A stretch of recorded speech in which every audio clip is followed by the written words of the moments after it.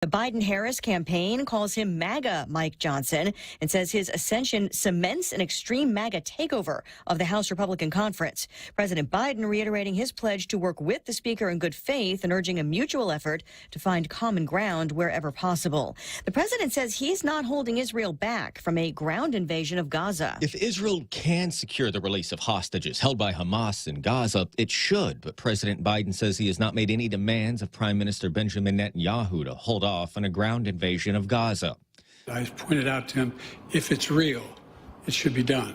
Speaking at a news conference alongside the Australian Prime Minister, the president also reiterated his view that Hamas does not represent the Palestinian people, and there must be a vision for what comes next. And in our view, it has to be a two-state solution. Asked about the number of Palestinians killed in Israeli airstrikes, President Biden cast doubt on those figures coming from the Hamas-controlled Gaza Health Ministry. Fox's Jared Halpern at the White House. Former President Trump gets fined again at his civil fraud trial in New York. The judge calling him to the witness stand to ask about comments made to reporters critical of the judge and possibly a law clerk violating a gag order. Trump said the remark was aimed at his former attorney, Michael Cohen, who's been testifying against him. But the judge fined him $10,000 after a $5,000 fine Friday. On Wall Street, a sell-off. The Dow drops 105. America is listening to Fox News. Half a day. Alex Dimapon here from Security Title. Title reports, escrow forms, signatures, statements, and title insurance. When it comes to buying, selling, or refinancing your property, we do it all for you. At Security Title, we enjoy watching your dreams come true and being the ones to make sure it happens just as you planned. Call the professionals at Security Title. We are here to help. Family Finance has been serving the people of Guam since 1959, and they will continue to be there for you in the years to come. Whether you're looking to get a personal loan for that summer vacation or paying off those long overdue bills, Family Finance has got you covered. Apply for a personal loan from $1,000 up to $4,100 by calling Family Finance in Hagåtña at 671-475-4545, Upper Tumon 671-647-5626, or in Dededo 671-633-4473. It was on the Fox News app. The Voices America trusts. Download it now. A legal reversal for an ex-Philadelphia cop now charged again in the shooting death of a man during a traffic stop. Former Philadelphia officer Mark Dial had charges including murder and manslaughter thrown out by a judge last month. Those charges are now reinstated for his actions against Eddie Irizarry. A motion filed by the district attorney's office led to the reversal. Police initially said Irizarry was shot outside the car after lunging at cops. Body cam footage submitted as evidence showed events played out differently, with Dial shooting Irizarry, whose family is also pursuing a wrongful death lawsuit. Gernal Scott, Fox News. There are multiple reports an auto workers strike that started more than 5 weeks ago might be nearing an end. Fox Business's Jeff Flock. The Associated Press says the union made a counteroffer to Ford that proposes a 25% general wage increase over the life of a 4-year contract, and the deal would also include cost of living pay increases that could lift total pay raises above 30%. Ann Wilson of the Supplier Trade Group, auto suppliers have been hard hit in this strike, say it couldn't come soon enough. What we've seen over the last week and a half is the expansion of the strike to 3 of the most profitable, biggest operations in the vehicle industry and for the Detroit 3. And this is now translating into a crisis for the entire supply chain. The UAW expanded the walkout twice in just recent days, most recently to include thousands more union members at a GM factory in Texas. Recapping the Wall Street sell-off, the Dow slides more than 100 points but stays above 33K. The S&P dropping more than 1%. The NASDAQ plummeting over 300. That's more than 2%. Elisa Brady, Fox News. Bro, the big hot pastrami is back, but not for long. So we gotta take the shortest route to Subway. Can't wait to have a mouthful of, no, a foot long of savory pastrami, stacked high and toasted to really flavorful perfection. Man, we're so close to Subway and to deliciously cured pastrami. Tender and perfectly seasoned, spicy mustard and crisp pickles. Get in line and order now before pastrami is all gone. Or you can also order online at SubwayPacific.com, powered by Good to Go. At Subway, you gotta refresh to be fresh.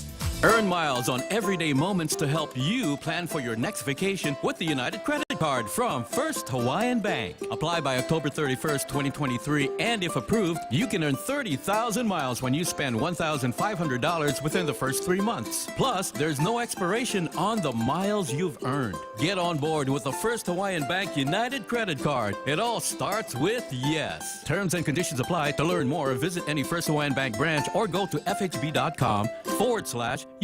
It's almost time to crown Guam's strongest man and woman as the 2023 Imas Met Good competition is just around the corner. The Guam Army National Guard presents the GSPN Strongman event, Sunday, October 29th at Ipao Beach Park, 2 to 8 p.m. Elton Bautista and Brittany Pareto Wallace are back to defend their titles as Guam's strongest man and woman. Mark it down on your calendar, Sunday, October 29th at Ipao Beach Park. Be there. Also brought to you by your friends at The Point, Boss 104 and Star 101.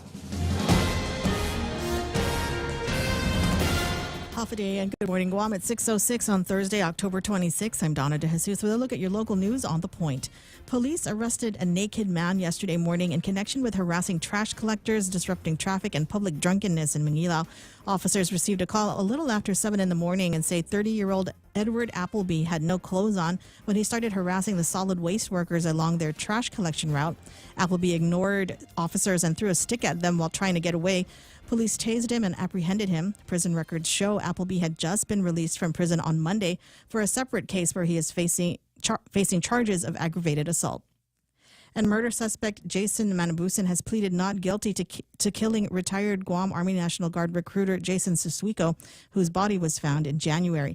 Manabusan is the fourth person to be arrested in connection to Susuiko's death after an informant told police that he, Jordan Babauta, and Brandon Chandler were involved, using the victim's vehicle to transport his body to a location adjacent to Route 15 in Jigo. Cynthia Rose Kinata was arrested and charged in July after police learned from another informant that Susuiko's death occurred at her residence. Court documents state that police have identified other suspects in the homicide and are still actively looking for them. We'll have more news after this. Always here to help you. This island is our home. We've been a friend to the neighbors we have known. Now we're banking on the future. Services to choose.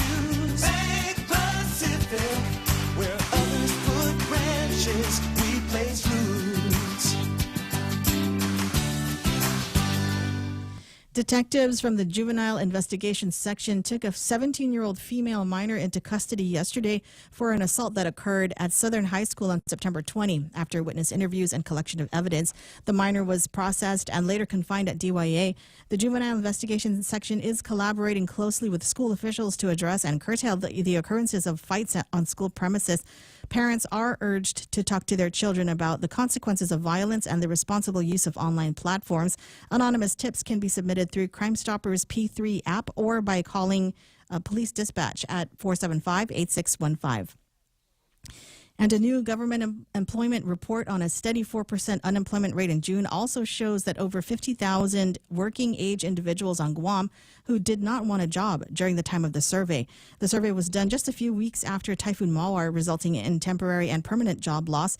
But even without a typhoon, a same period survey in 2022 showed that there were more people who did not want a job. Earlier, Labor said that these working age civilians are mostly in their retirement age or at least 60 years old, stay-at-home parents, and adult students who want to focus on their studies and choose not to work. And those were your top stories right here on The Point. Now here's Chris Duenas with your weather. Your half-a-day weather today, half-a-day Guam. Isolated showers, mostly sunny, with a high near 89. East to southeast wind at around 6 miles per hour. Fishermen, it's a good time to go fishing. Low winds. isolated showers. Maybe the fish will be biting. And tonight, isolated showers, partly cloudy with a low around 78. East-southeast wind at around 6 miles per hour. In a few minutes, at about 6:13, that's 3 minutes from now, our sun will be rising. And our sunset tonight, if you're going to try to catch the sunset hanging out, maybe having a cold beverage on a patio somewhere, that will be 5:56 p.m. And that's your news and weather on The Point. Good morning. Good morning, my man. Is it my turn? Yeah, it's your turn. Is it my turn? Can I talk now? Oh, I thought maybe I'd give this to you, too. I knew the boss was weather gonna from this far of the world. Half a day, Ray Gibson. I told you I'm not goofing off. I was just There's kidding. a little bit of a delay that's built into all of this. So we're not going to be able to do a whole lot of by way of conversation, but I will tell you that we've got some incredible weather in front of us here in the Osaka area. 57 degrees right now at 5 o'clock in the morning, about 84% humidity, and winds out of the east about 3 miles an hour. It is cold right now, but it will get a little bit warmer. I think we're going to peak at about 72 degrees about 1 or 2 o'clock in the afternoon, and that'll be fine. By then, I should be inside the Intex down the street by about a half hour where the big JATA convention is going to be taking place. Had an opportunity to go and see the super impressive Guam booth. It's not just a booth. It's like 20 booths all in one, and it's got this massive structure attached to it. And I checked the microphone, and I sang that song, In America, They Say, How Are You? And the Philippines. Anyway, you know the rest of it. Had an opportunity to meet up with the entire team from GVB, all of the people from the Japan office of the Guam Visitors Bureau, and they're all psyched for this massive JATA convention that's going to be taking place here today. A lot of people that are going to be coming by, about 10,000 people in the building before noon today, and they're expecting even more tomorrow. So I think it's going to be kind of an exciting conversation that I get to have with a few people that I'll try to bring on the radio with you a little bit later on. In fact, tomorrow morning about this time, I'm going to give Chris Duenas some morning to catch up on what's going on over at the legislature, and then you and I will have a couple of hours of the regular Ray Gibson show broadcasting from Osaka in a place called the Moxie Hotel out in Honmachi. It's got kind of this bohemian vibe to it, and you never know who you're going to meet. In fact, last night, as we were making plans for dinner, I saw what looked like a familiar face over at the check-in counter / bar / breakfast buffet. I told you it was bohemian. And some of you from the early days of United might remember a guy named Quentin Koch. And he was trying to check into a hotel room around here so that he's got someplace to leave the luggage while he is at JATA. He's no longer with United Airlines. In fact, if I get some time with him tomorrow, we'll find out about the heroic role that he and his helicopter company played during the Maui fires. It's that kind of get-together where you just never know. You turn a corner and you're going to see somebody that you know from Guam or somebody that you know from the hospitality industry. Lots and lots going on, and I hope to be able to bring it all to you tomorrow morning about this time right here on 93.3 The Point. And in the meantime, I want to take an opportunity to say thanks very much to Chris Duenas for being able to sit in the chair and take care of all this for me. I appreciate it very, very much, my friend. Thanks a lot, the great Ray Gibson, Pika's best. And man, when you came, I knew you were going to come in, but when you came on, I thought like, oh my gosh, did I die? It sounds like God is talking to me. No. God's actually a couple of rooms down. That's former Governor Carl T.C. Gutierrez. Awesome, man. Hey, wow, Ray. Just really happy that everything's hooked up and linked up here. Sounds 10,000 people. Sounds amazing. And definitely you guys are doing a great job out there promoting Guam and taking care of that. And the people of Guam right now on The Point are going to get a front row seat to exactly what Governor Carl Gutierrez and the team over at GVB are doing to try to reignite the Japan market, get people back on airplanes, come into Guam, despite the issues with the yen and the like. We want to make sure that they know we're ready for them. So thanks for all you're doing, Ray. Well, I know that you spent some time with Senator Jesse Anderson Lahan yesterday, and they've got some plans that he is working through, and some conversations that I thought I was listening to last night that hopefully, fingers crossed, might get us the inches closer that we need to be able to talk about the Filipino visa waiver program. Right. Might also be some interesting conversations that we have about some incentives for the hospitality industry and incentives for the tourists from Japan. One of the things that I didn't know until I was briefed on this yesterday was that FYI, the Tokyo market seems to be recovering very, very well, but that's just one of the source markets that we've got here in Japan. Osaka, not so much. So that's why they're taking advantage of this JADA convention that's taking place here in Osaka. Yeah, so it sounds like traditionally what's happening in Japan, as well as you got that inter-country travel. So I'm sure probably people are coming from all parts of Japan as well. So, it's important for us to be there, and it's important for us to show all of Japan that we're ready for them. And so, great work, Ray. We're really happy you're out there, and we're really happy we get to do this. It's a lot of fun. No, I'm sure. It sounded like you guys were having a good time yesterday. We are. Quarter after 6 o'clock in the morning on 93.3 The Point. My name is Ray Gibson. Thrilled, as usual, to be here with you on a Thursday morning, but the full-blown Ray Gibson show tomorrow morning at 6 o'clock. In the meantime, I'm going to throw things right back to Real Joe Cruz, Donna D., and the incredible Senator Chris Duenas. Thanks for the time this morning, guys. Thanks a lot, Ray, and thanks for confirming that you are not goofing off. I told Real Joe, but he kept laughing like he normally does. Red flag. It's 5 o'clock in the morning here. You like to party early. Toka Joe. Thanks, Ray. That's all news, right, buddy. See you guys later. News, weather, and Ray Gibson cameo brought to you by Bank Pacific, serving Guam for 69 years. Are you tired of being limited by your current wireless plan? Live your life unlimited with GTA's Live Unlimited wireless plan. Unleash the power of unlimited data, talk, and text, and say goodbye to overage fees. Stream, browse, and connect all without worrying about limits. With our Typhoon-proven network, you'll experience crystal clear calls and reliable data connections wherever you go. Switch to GTA today and enjoy the freedom you deserve. And live your life unlimited. GTA, we start with you. Boss, I got run over by a forklift. Boss, I crashed a company truck. What do we do?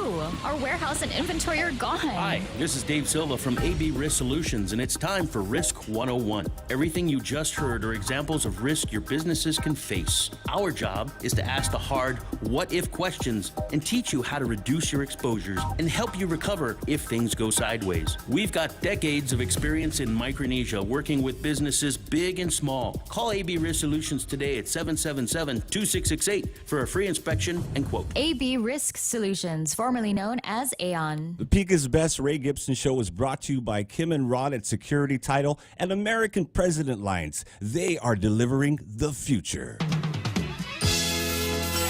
The Ray Gibson Show. Morning talk that matters. Call now, 888-TALK. That's 888-8255.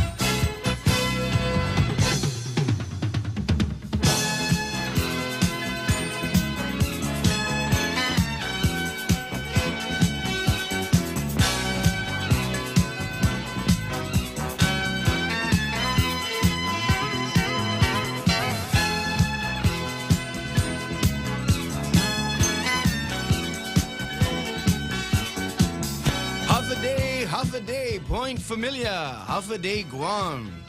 I'm just going to put this right here, right now. I'm looking at Facebook and I'm starstruck. Governor Carl Gutierrez says, Biba Chris, Biba! Bring back the sunshine. Bring back that sunshine. He's bringing back that sunshine. Uncle Carl Gutierrez brings it every time. I feel like I'm in Tokyo. No, I'm not. I'm in Osaka. Hi. You know, he's walking around Osaka saying, hi, to everybody. You know? That's his favorite. I mean, it's broken Japanese. I tell you. And, Ray, I know it's only 5. I know it's only 5 in the morning, but one of my favorite things, when occasionally, Joe, when I travel, I get lucky, and maybe if I have enough points, I get to go to the lounge. And guess what my favorite thing is? The beer pouring machine? Oh, my God. No, did I guess right? You knew it. What do I win, Senator? Holy cow. you win. You win the fact that you get to come back to work tomorrow. I will. I'll show up. I might as well. Yes, Nothing better I to will. do. Man, what a great time we're having here. And thank you to Ray. And Ray, we need to keep voting for Ray and make sure that Ray continues to be Pika's best. And another friend that I want to make sure that we recognize because he's a sponsor of the show, and I want to talk about him because he has one of the best destinations for our guests coming from Japan or all over the world to go and hang out. And then guess who that is? Jeff from Jeff's Pirates I knew it, Cove. man. Jeff's Pirates Cove, an institution. You knew it. So what we need to do is while we're voting for Ray, we need to make sure we go and vote for Jeff's Pirates Cove and all of your favorites. But we got to make sure that Jeff's is way up there because I tell you, every single time I go down there, with maybe the exception of on a weekend if they're having brunch or something like that, I guarantee you it's always going to be at least 50, maybe 60% guests from all over the world, particularly our source markets like Japan and Korea. And I tell you, the best part about it is, Jeff does two services, really. Of course, he has great food, a great view.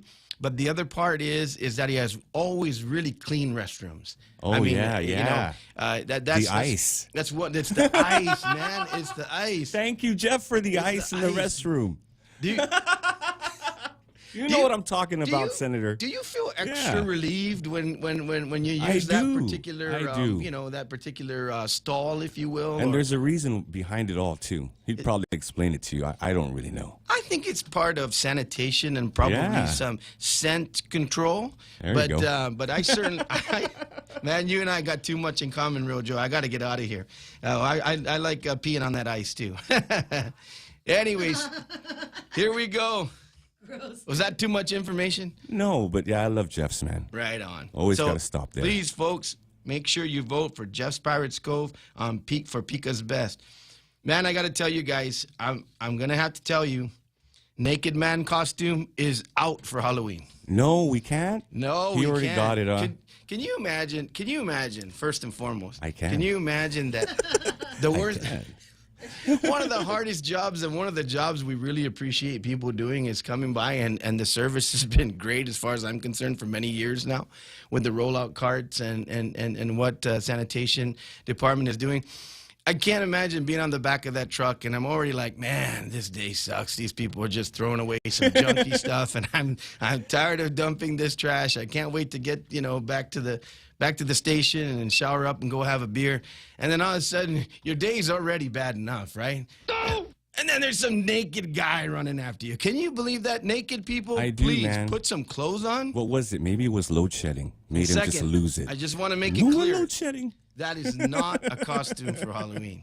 Okay, and then I'm leaving session yesterday, and I'm like, and this is going to sound a little funny, but it's really not funny. I don't know whether there's another shipload of crystal meth on the island or what, but I just been seeing a lot of weird things. Got naked people. Then I've got this lady in the middle of the road and then across from the Shell gas station, feeling very patriotic, waving a flag right down the middle lane. And it's kind of crazy. So that also is not a Halloween costume. And so, but what was interesting, Real Joe, is because I guess, God bless the Guam Police Department with everything in their hands. They have their hands full with so much. So I'm at the light and I'm, starting to ease out. And the guy just pulls it in the middle lane. She starts waving her flag, walking towards the cop like, yep, you're here to pick me up again. Room and board. He just gets out, opens his door, goes to the back, almost like a concierge, opens the back door. Okay, get inside. I mean, like I said, it's not funny on the side of what might be happening in terms of folks having substance abuse problems. But I just want to shout out GPD. Thanks for all you're doing. We know you have a tough job out there, and so waving flags in the middle of the road, out for Halloween. Naked people, that's out for Halloween, okay? I just wanted to put that right there so we're ready to go. Anyways, we got a really active Facebook, so let's meet the family. Sometimes you want to go where everybody knows your name, and they're always glad you came. You want to be where you can see the troubles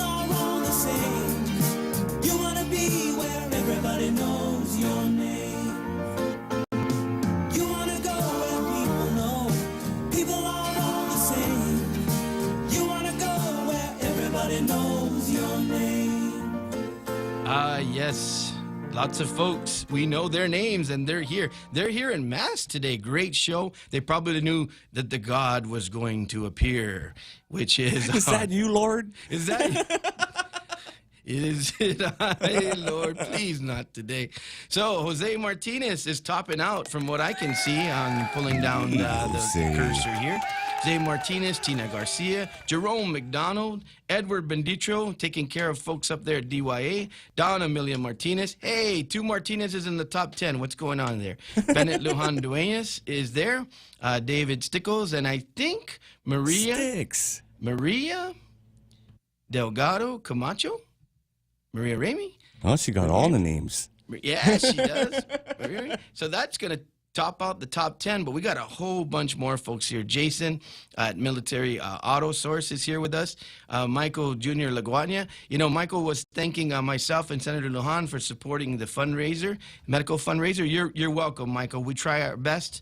You know, we got a lot of requests, but we do everything that we can, and we were happy to help. We got Sean May. We got Kenna... Or I always messed that up from before. Keena McCausland, Ken Augustine, Carl T.C. Gutierrez, once again, play the jingle. Oh, yeah? Play the jingle. Bring back the sunshine. Bring back that sunshine. He's bringing back that sunshine. Uncle Con Gutierrez brings it every time. Yeah, and Harvey Egna. Harvey is a regular, and Harvey, run for senator again. You got some really, really good ideas. We got Lizelle Binadu. All right. Man, I wish I had a last name Binadu. That's a cool last name, man. That is a cool We last know what name. she's bringing to the potluck. You know it, Kelagwin and Kadu. We got Andrew Chilahi. We got Juanita Machi. We got F. Ramos. Man, we got a whole bunch of people here. Ken Augustine is there. We got Wen Roe. I think earlier I saw Strong Like Eric Chong. Yeah. He said, huff a day, Senator. So huff a day to you, Strong Like Eric Chung. Where are we going to go? This has been just too much fun already.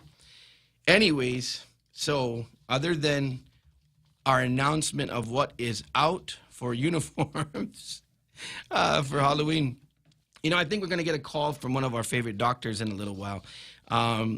So as we were talking yesterday, have you ever heard the one, Joe? It's on like Donkey Kong. Yeah, it is. It's on. It's going to happen, man. It's going down. So yesterday I'm at session. I start getting all these pop-ups in my messages. The first is, sign this petition from the governor's office. Oh, for the medical complex. Mangilaw, must be Mangilaw. Must be Mangilaw. Must be Mangilaw. So it was interesting because I went on and I went down to the comments. And you voted yes. Oh, I didn't. I did not vote yes. I did not vote yes. Okay. We're going to go into that in just a second. I did not vote yes. But when I pulled down the comment section, I was like, cabinet member, cabinet member, cabinet member, ad-lib staff, cabinet member. Come on, guys. Really?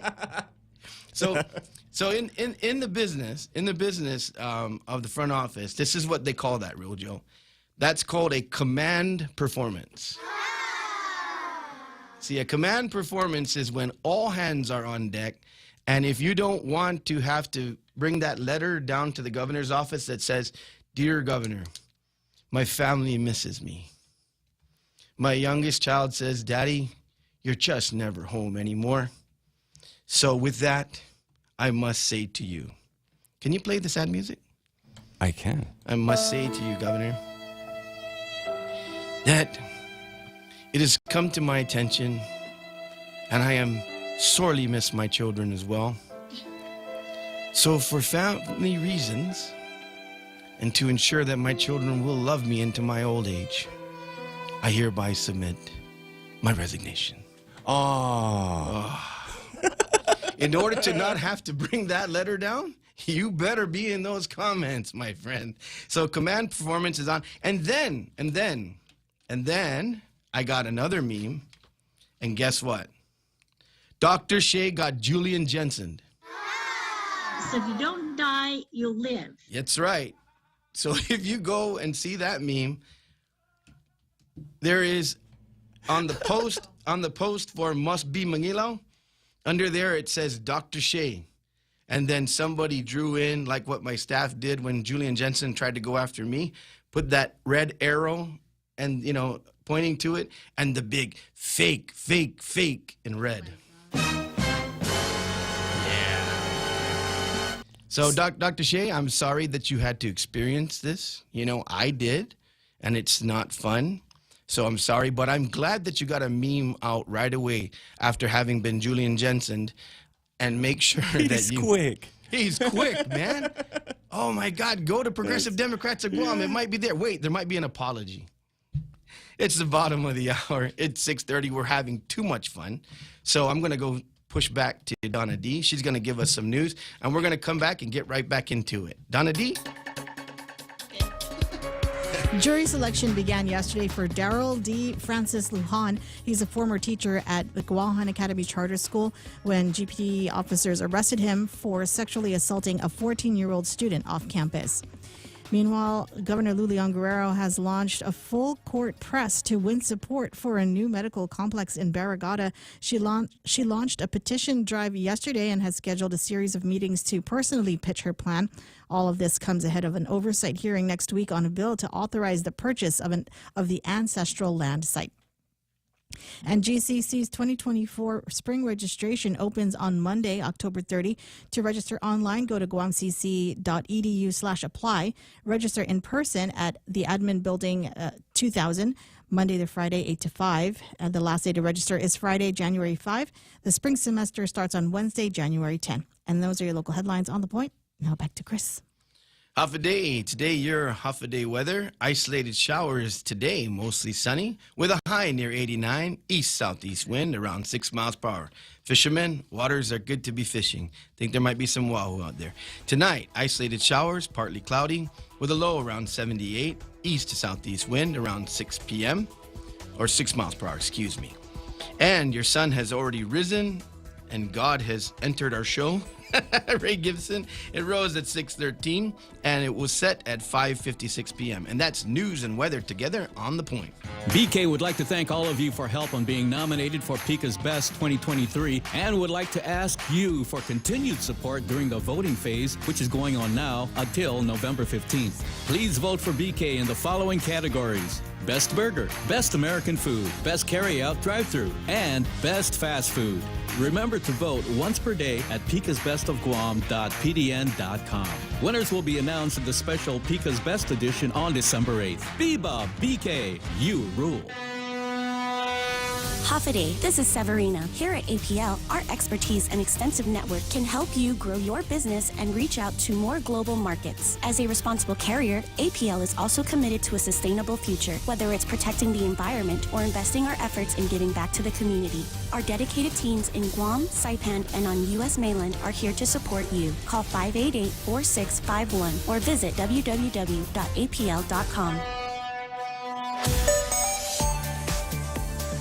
Woohoo! I knew you were going to do that to me. You know what? I love it. Look at the roads. No, I love it, because once I push it, it says, traffic in Guam is light. So I figured that's all I got to say. Okay, let's do it. Everyone's still sleeping. Everybody's still sleeping. So it looks like it's a little bit heavy up on the Route 3 intersection there, maybe from Route 1 to Route 3 going up towards Ukudu. Anderson looks pretty good. It looks like also the tri-intersection is filling up a little bit, and some of that traffic going south. And let's see, up in the Micronesian Wall intersection is getting a little bit heavy as well. So you want to watch out there. Those are all the typical spots. And that's your traffic report on The Point. Are you ready to laugh? The UOG Endowment Foundation, in collaboration with Guam Comedy, brings you the stand-up comedy of Rob Schneider. 2 huge shows at the UOG Calvo Fieldhouse on November 3rd and 4th. As a stand-up comedian and veteran of Saturday Night Live, Schneider has gone on to a successful career in films and television and continues his worldwide stand-up comedy tour. Tickets are now available online at guamcomedy.com while supplies last. Rob Schneider, live in Guam, is presented by the stations of Choice Broadcasting, Bank of Guam, GVB, the Guam Army National Guard, Heineken, KUAM, and United Airlines. Also brought to you by Bank Pacific, GTA, CoreTech, and Trivision. With special thanks to Matson, J&G Enterprises, First Hawaiian Bank, Raymond James, Addis Trust, Jack Daniels, Sky Vodka, Pepsi, Island Eye Institute, and The Auto Spot. Visit GuamComedy.com to get your tickets before they're all gone. We don't want you standing in long lines. It's just not right. So Bank Pacific provides excellent online and mobile banking and 24/7 access to your money with our Visa debit cards. And if you want to visit any of our 4 offices, please do so, because we're short on lines and long on service, open Fridays until 6 and on Saturday mornings. Goodbye to the frustration of waiting in long lines. Say hello to Bank Pacific. It'd be our privilege. Bank Pacific, member FDIC.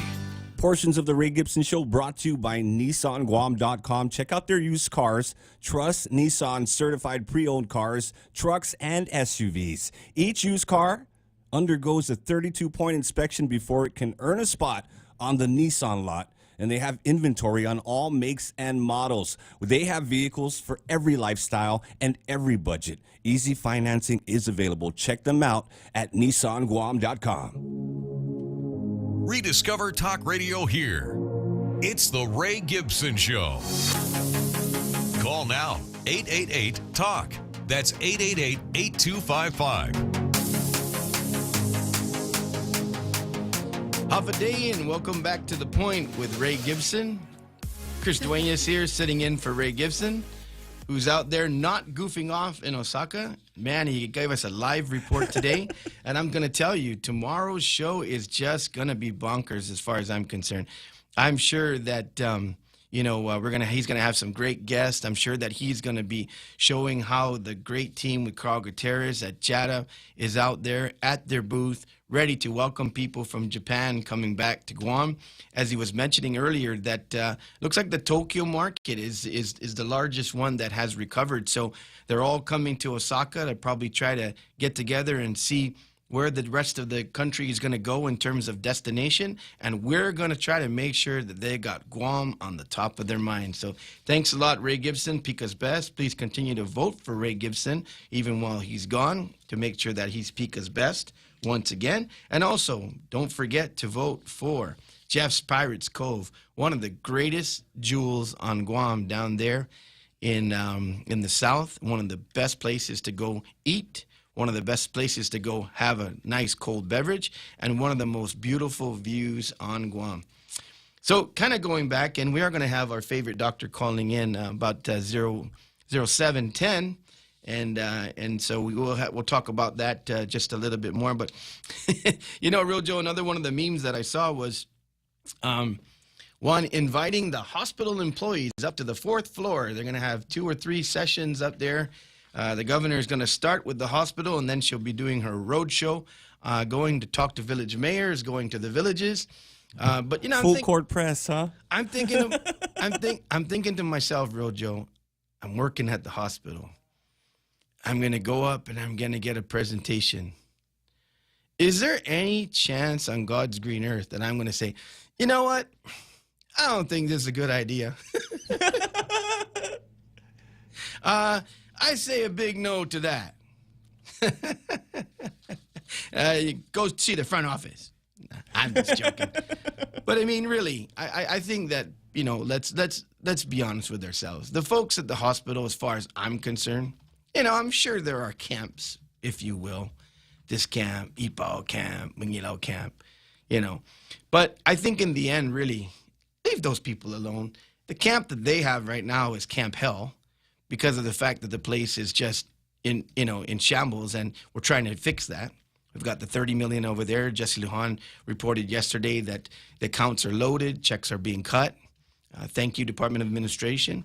And I'm sure the vendors are happy, and I'm sure they're ready to restock and make sure that supplies are coming in. Real Joe. And then the other part of it is the capital improvement money hopefully is loaded. We might find that information out, because we're going to be having the fiscal team down in the legislature maybe this afternoon. That's going to be my next subject I'm going to go into in terms of the $100 power credit.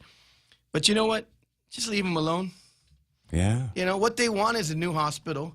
But what they want first is to take care of the hospital that you got now.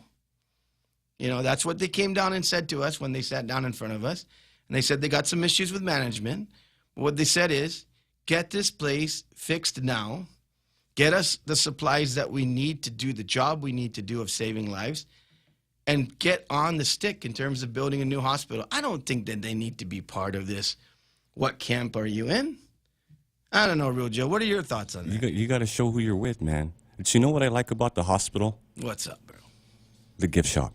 Hey! I really like the gift shop. Pink ladies. Yes, the volunteers. I'm telling they're you, great people. Those pink ladies, if you got to get something done, every single one of those pink They're ladies. all our aunties. They're all our aunties. I pretty guarantee. And they're all doers, and they're all delegators, right? Yeah, we didn't forget you guys. Doers and delegators. Yeah. Boy, go fan get, enter item here. Right? You're not gone yet? Otherwise you're going to, what's our commercial say? Otherwise you're going to get run over? Anyways, so where are we going? You know what? If you want to have as much fun as we're having, you can call us at 671-888-8255, and we'll put you right on the air and get what thoughts you might have in your mind. It's not going to be all hospital all day, but, it is the top story in the news right now, and it is going to be, Real Joe, this is going to be the top issue until the command performance gets moved down to the legislature next week when we have the public hearing for this. So between now and then, it's probably going to be all hospital all the time. So that's why we're talking about it. If you got something to say about it, if you got thoughts on it, call us up, 671-888-8255. But there is another issue that, of course, is pressing, I'm sure, on the people of Guam's mind, and that is, am I going to get another round of $300 when it comes to the power credit? And I have to tell you that as far as BBMR and as far as the Office of Finance and Budget are concerned, there is no money. So we're going to have to see. We're going to bring them down. But here's the thing, Real Joe, and this is the kind of stuff that really kind of gets in my craw when we go to the legislature again.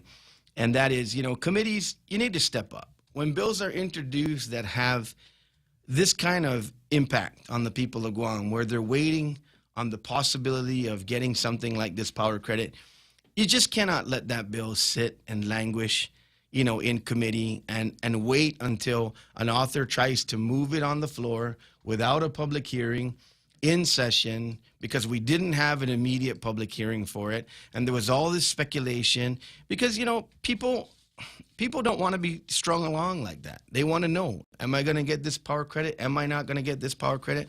Also, Department of Education is saying, give us back our $20 million, and we're already $36 million short. So we also need to vet these things, Real Joe, because the bottom line is that what ends up happening here is you end up having these competitive issues, these issues that are competing for one another. And it's politically, expedient, it's politically fun to say, I want to give you everything. But in the interim, you have to be realistic, and you have to make sure that you're coming clean with the people. So we're going to have more than likely today, also at the legislature. Prior to that, we're going to have a very solemn event where we're going to have a state funeral for Judge Umpinko. Oh, Judge Umpinko. Yeah, so many folks, please say an extra prayer for Judge Umpinko and his family. We will be going in and giving, him and the family the dignity that's deserved in terms of his decades of service to the people of Guam. So if you're tuning in. He was good, man. He was a great judge. He was a great judge, and not only was he a great judge, but he was a great advocate. He actually was our Veterans Affairs director under the Calvo administration, and he was really, really effective.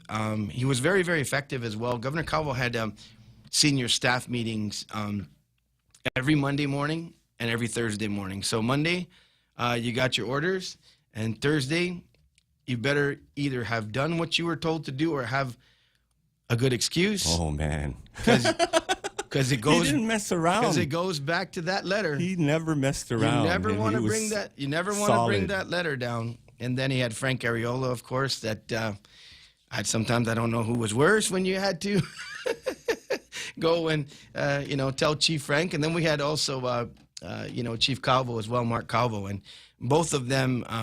If you saw a text from them, you were hoping it was for your birthday. Yeah.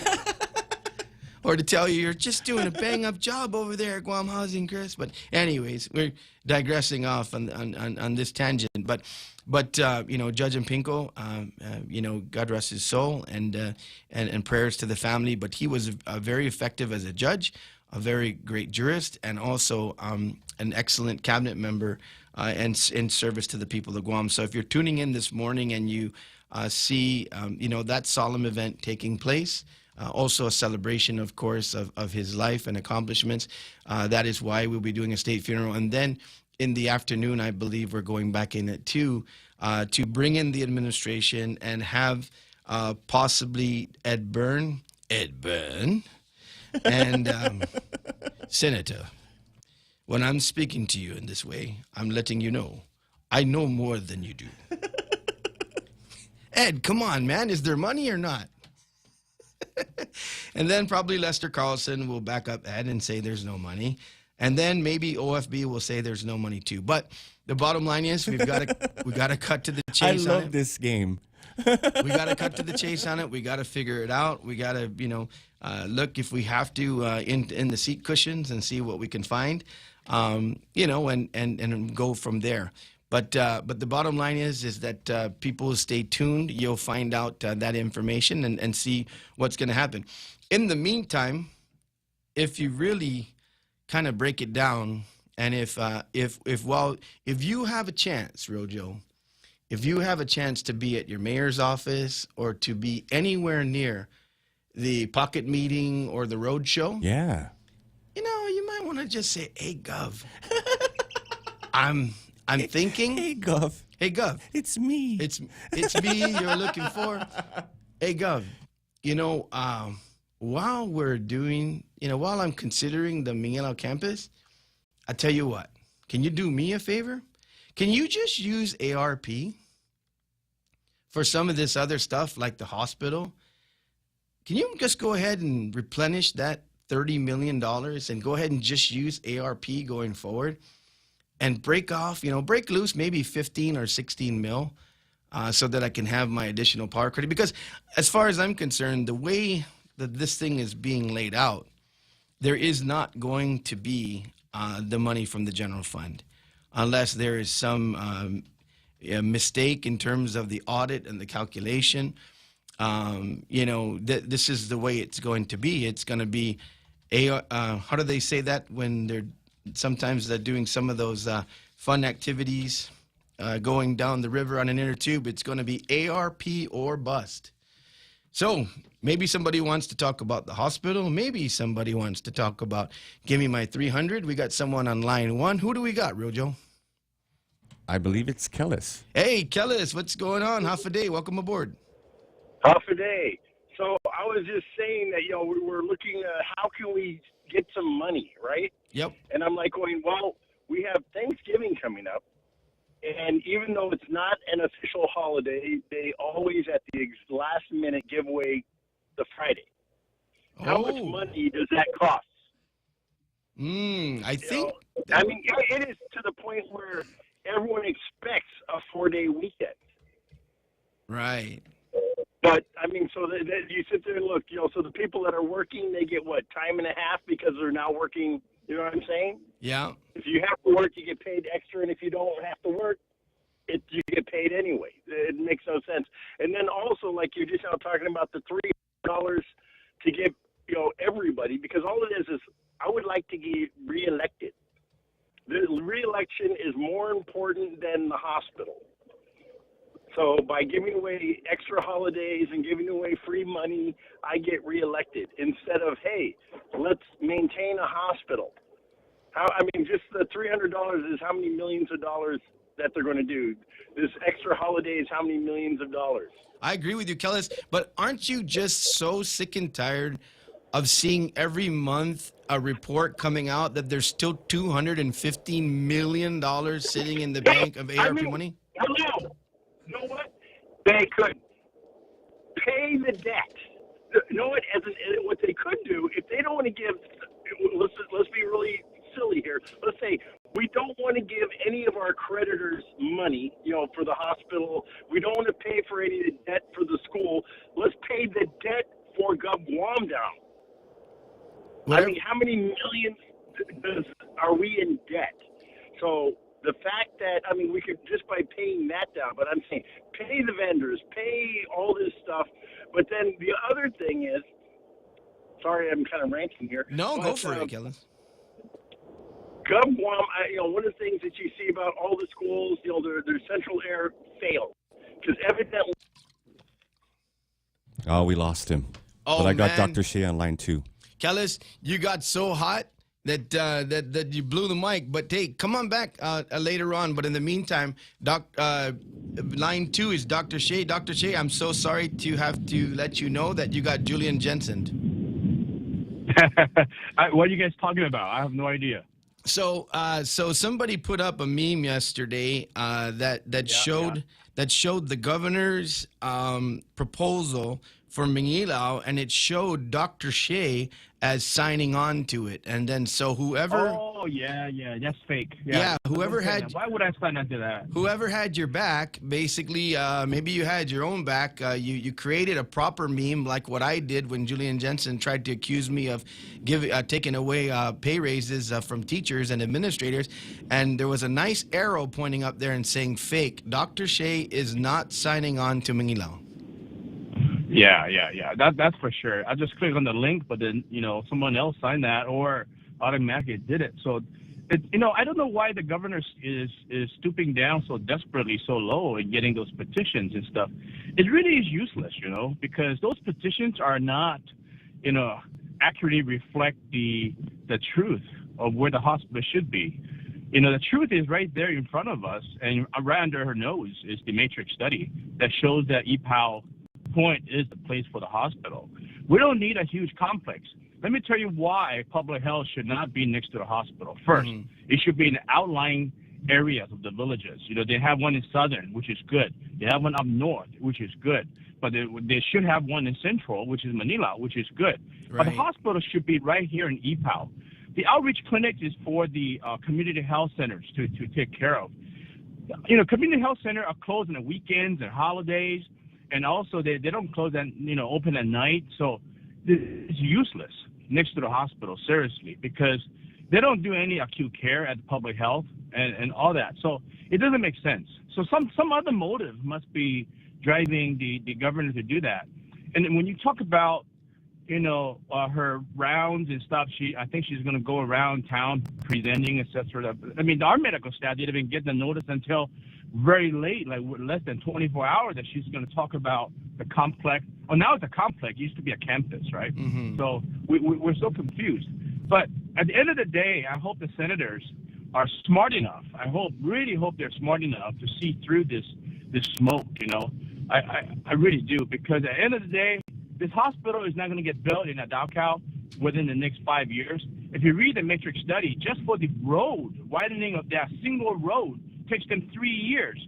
And if you know DPW, they're going to run into issues opening that road. Take, for example, the EPOW road. It's taken over a year now trying to get that small, tiny little road opened up. Yeah. So imagine the long road all the way down in Manila. It's going to take forever. And the wastewater needs to be done. The infrastructure really is not there. So all that in the matrix study that they show that they have to get going before they even start building anything. So it's going to be a challenge. But, I feel sorry for the people who are actually falling down, under the knees of the governor. I think they need to be smarter. And if they really want to stay healthy and have a good hospital, EPOW Point is the place to be. Doc, I noticed that the KUM story, and I wanted to get your feedback on this again. First of all, we've been directing people to your Facebook page because you have the absolute best presentation exactly on why EPOW Point is the best. And I noticed yesterday when Crystal Pacos and Augustine was talking about the rollout, they never once talked about the fact that the matrix report that you pointed out so eloquently and so professionally shows absolutely that, bar none, EPOW Point is the most preferred site. Did you notice that? I didn't watch it actually. Yeah. But I was so busy yesterday. I had like 4 ladies in labor, etc. But in clinic with full clinic. But I think Crystal Paco is just working for the governor. She's just taking marching orders, So and many of the people who's employed by the government is basically just doing the marching orders. I think. So I think unfortunately, those are the case scenario for them. But at the end of the day, EPAL is the place, and we pay millions of dollars for that study. So I think they need to look at it, and EPAL Point is the place to be. And if you look at why Adalka is not a good place to be, just read the report. It says right there. There's possible sinkholes there. We don't even know what's going on. Additionally, the infrastructure to build there is exponentially in the multi-millions, hundreds of millions of dollars over building over an EPAL. Right. And you don't need that much land. For God's sake, you don't need that much land. Somebody needs to tell the governor that she's like land hogging, Give the extra land to the people of Guam rather than trying to hog all the land. It's crazy. In Hawaii, it's like Straub Hospital, Kapiolani, Queens are built on a small piece of partial. GMH is there. The land of GMH is still going to be there even if you build an EPAL. So let's say if you want to build a complex, a campus, build at an EPAL, there's the hospital. Alongside, less than what? Away, you can build again on top of the old GMH site. Exactly. There's no restrictions for that. So I think the Guam needs to be smarter. And don't just go around and listen to what the governor is telling you and feeding you this and that. Oh, we're going to build this for the people of Guam. We're going to build this for the nurses. We're going to build this to help the medical industry. Those are the things on that petition. I read that. I go, that's a lie. That is a lie. Another thing, another thing, Dr. Shea, what I wanted to mention was, all of this, the dream. The dream complex, right? Everything that's put down there, and saying that these vocal doctors are out there, speaking up for their special interests. I'm looking at all the specialties and all the things that they're describing. Every single one of those things can be co-located in clinics and in operations that are already around EPAL Point. Yeah, the campus is already there. The complex is already there around EPAL. The infrastructure is already set up. And the best thing about this is that a lot of the private practice physicians are the ones who's actually bringing in revenue to the hospital. It's not because the private practice doc wants to make money and we need to be next to the hospital. I make more money just staying in the clinic than going to the hospital. I go into the hospital because they need me to go there to deliver the baby, to do surgery, and we bring in revenue to the hospital. It's opposite. It's the other way around. So really, GMH needs to understand that aspect of it, and the governor needs to. And I'm surprised as a nurse. Well, she hasn't been a nurse for 40 years, right? She's more of a politician than a nurse. But it kind of shows, actually, because I think she's kind of out of touch with the medical healthcare industry here on Guam. It's just not good. And I hope that people realize that. I hope the senator realized that. And the presentation I did actually was 30 minutes long, but I reduced it to only 14 because there's other points on there that I want to talk about. But I'm hopeful that Speaker Tlahi and both sides, Democrat, Republican, will come together and recognize that EPAL Point is the place to be and support Barnett's bill because that's a good bill. And I think he has it right. Just build a hospital. The CD's lab is not going to be part of the quote-unquote campus or complex anymore. You don't need a physician's building. Gov Guam does not need to be a physician building. You build it, who's going to go there? You already have lack of doctors and nurses. Just because you build a building in the middle of nowhere, it doesn't mean they're going to come. This is not a field of dreams where you have ghost baseball players or ghost doctors there. That's not going to help. Yeah, we had another a medical professional saying that yesterday. Doc, in closing, because we're going to the top of the hour, and I thank you. First of all, you have my vote. I am going to vote for Chris's bill. Good. The other thing is this. I wanted to talk about those petitions real quick. The reason why is because I know. Remember when we were doing the Heartbeat Act, and the governor's crew did the same thing. We had old, senior ladies, mature ladies who sat in a room and went through all of those petitions. And it turned out that thousands of them were not even from Guam, Doc. And another thing was there was so much duplication and repetition. So you're absolutely right. An online petition, they're going to come out and say there's 20,000 people on Guam that said they want Manila. I'm going to tell you, you're going to need to scrub that because it ain't going to be true. It's not true. I can tell you it's not true. because my name is on there, and I tell you, why would I sign a petition like that? It doesn't make sense. Right there, you got to be careful of that. When the government uses those petitions to go out and make their points, you got to be. I hope the federal government is looking at this, because that is something that's so low that they stoop down to. And it's really shocking, actually, to look at that. I wouldn't pay attention to those petitions at all. Dr. Shea, we're going to CBS News. Thanks for calling in, and I'm sorry you got Julian Jensen, but you're in good company because you're with me. All right, take care. Take care, my friend. Have a great day. You're listening to The Point on KUSG. We're going up to the top of the hour. It's 6:15 right now. Come on back. We're having a lot of fun. Kellis called back, and we'll take you, but we're going to have another doctor as well at the top of the hour. KUSG, got you. Honor of a lifetime. I'm Lisa Brady, Fox News. New House Speaker Mike Johnson elected as House Republicans came together 3 weeks after a split that stripped Kevin McCarthy of the gavel. Our mission here is to serve you well, to restore the people's faith in this House, in this great and essential institution. The Louisiana congressman pledging an aggressive schedule, making the first order of business a resolution in support of Israel. Congress has just over 3 weeks to avoid a government shutdown. That's going to be the first really big order of business. The other thing that he's going to have to deal with is how they wrestle with this aid package that President Biden sent to Capitol Hill to fund Israel and also to fund Ukraine. Mike Johnson, if you look at the current leadership team, and if you include Kevin McCarthy in that, who was just lopped off, all of them previously had supported aid packages to Israel. That's something, if you look at the voting record of Speaker Johnson, he has not supported in the past. So there's going to be some disconnect there how they handle that. Fox's Chad Pergram on Capitol Hill. Meantime, the White House just sending another request to Congress totaling more than $23 billion for mainly domestic priorities, including disaster relief. The White House says President Biden called the new speaker to congratulate him, says he looks forward to working together to find common ground.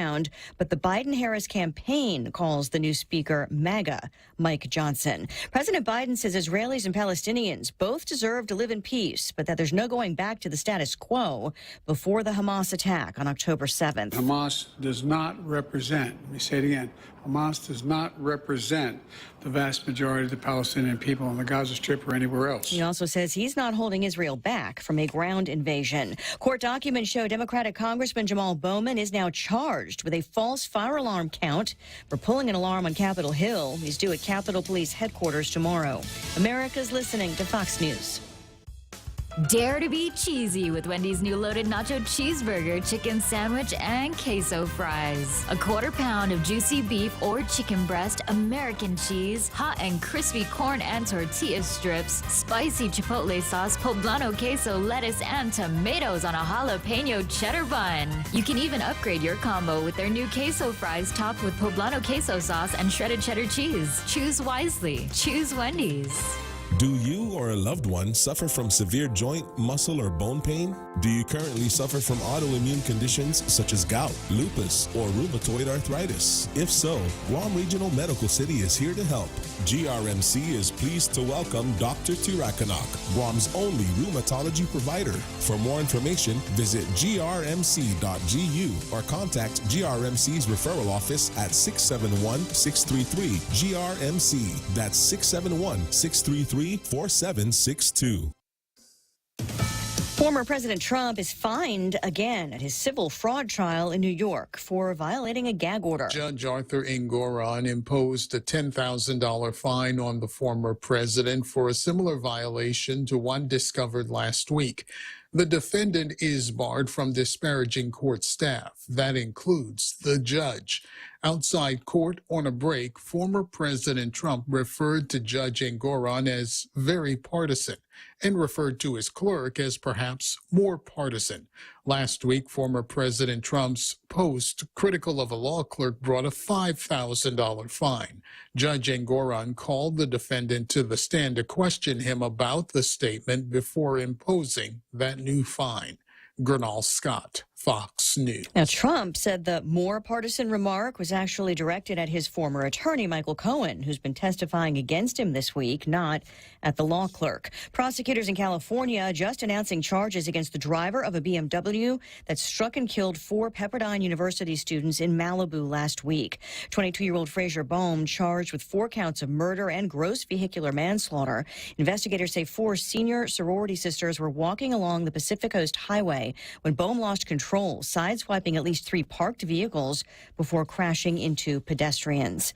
There's a new development at the fraud trial of Sam Bankman-Fried. Attorneys for FTX founder Sam Bankman-Fried say he will take the stand in his own defense as soon as Thursday, after federal prosecutors rest their case. The unusual move, some consider risky, would open the 31-year-old up to cross-examination by prosecutors who accuse him of stealing billions from the now bankrupt crypto exchange's customers and lying to investors and lenders. Fox's Lillian Wu. Sam Bankman-Fried has pleaded guilty on all count, not guilty.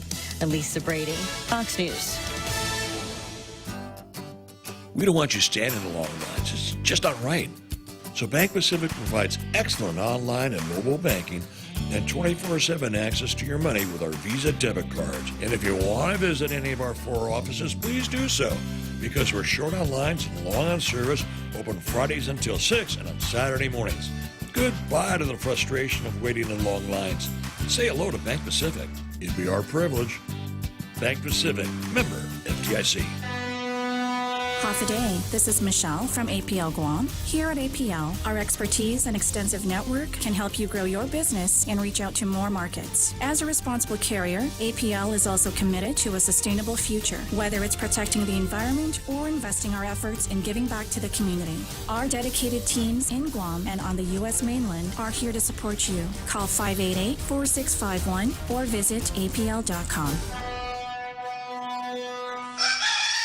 KFC's $5 breakfast deals are the best and most affordable ways to start your day. The Colonel's Chicken and Rice Bowl, $5. Chicken fried steak, $5. Sausage, biscuit, and gravy, $5. And they all come with a fresh coffee. KFC $5 breakfast deals are served starting at 6 a.m. daily at your favorite KFC restaurant. KFC, it's finger-licking good.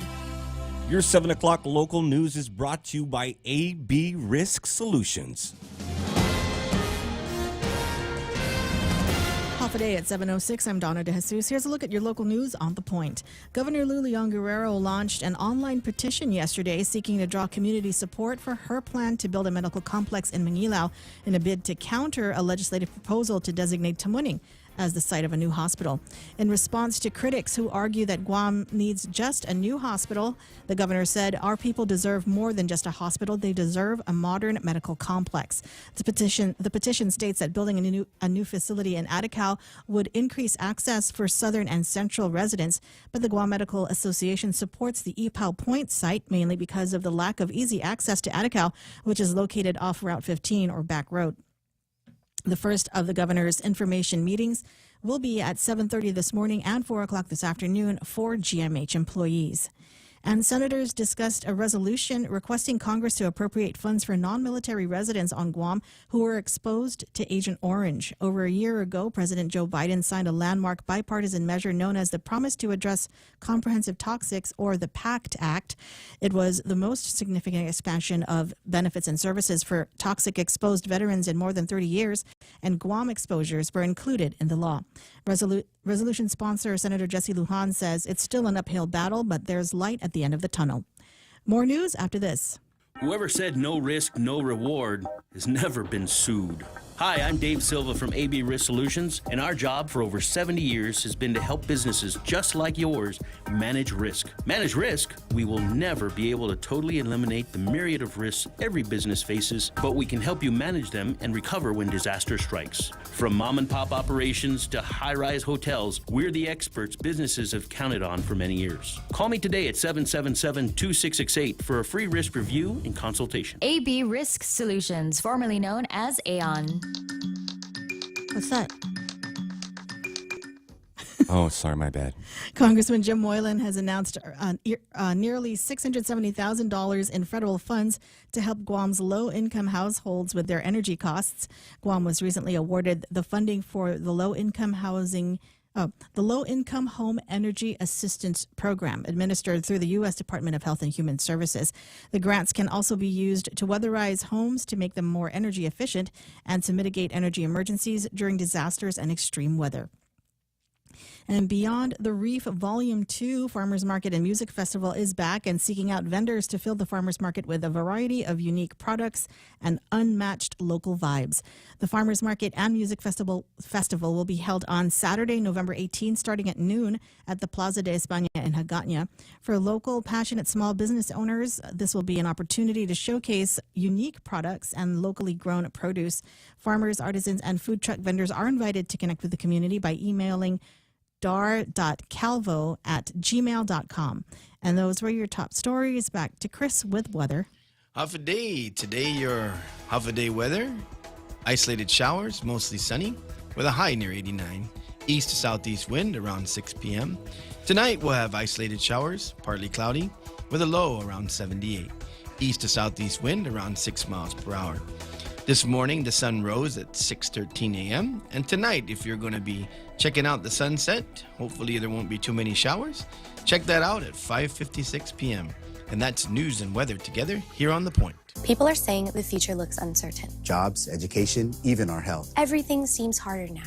They wonder if we're up to the challenges we're all facing. We don't. We share in the proud history of our island and people. We share the drive to serve and make life better for all of us. We all share the will to overcome and succeed. With part-time service in the Guam Army National Guard, you can share that too. Join Guam's next greatest generation. Contact us at 671-969-5967 or visit nationalguard.com/Guam to find out more. Sponsored by the Guam Army National Guard and this station. For all your real estate needs, call the professionals at Holiday Realty. Jody, Saran, Libby, and Lolita, and they'll take care of you on every step of the real estate process. No worries. Just contact Holiday Realty at 588-4232 or 588-HOFFA or email them at hoffadayrealty@gmail.com. They're at 426 Challen San Antonio, Suite 204 in Tamuning. Open Monday through Friday, 10 to 4. Holiday Realty for all your real estate needs. Ray Gibson Show is brought to you by American President Lines. They are delivering the future. It's the Ray Gibson Show.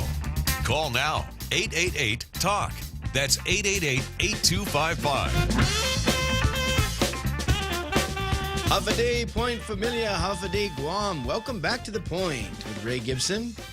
This is the Ray Gibson without hair, Chris Duenas. No, I'll never be Ray Gibson. He's just way too good at this. Anyways, glad to be sitting in for him. And, I wanted to make sure that there was a report yesterday in the rollout of the governor's plan for Must Be Mangilaw. There was, I understand the push. I understand, and, the public's going to deserve to hear, the full breadth of what the proposal is and what the bill that's going to be heard next week.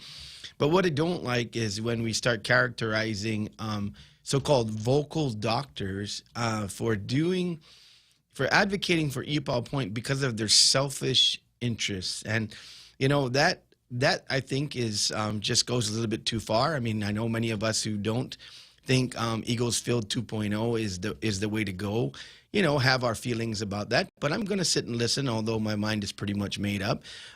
But, I wanted to bring in my good friend and somebody who really has served in so many capacities on Guam, not just as a doctor, but he also does a lot of volunteer work.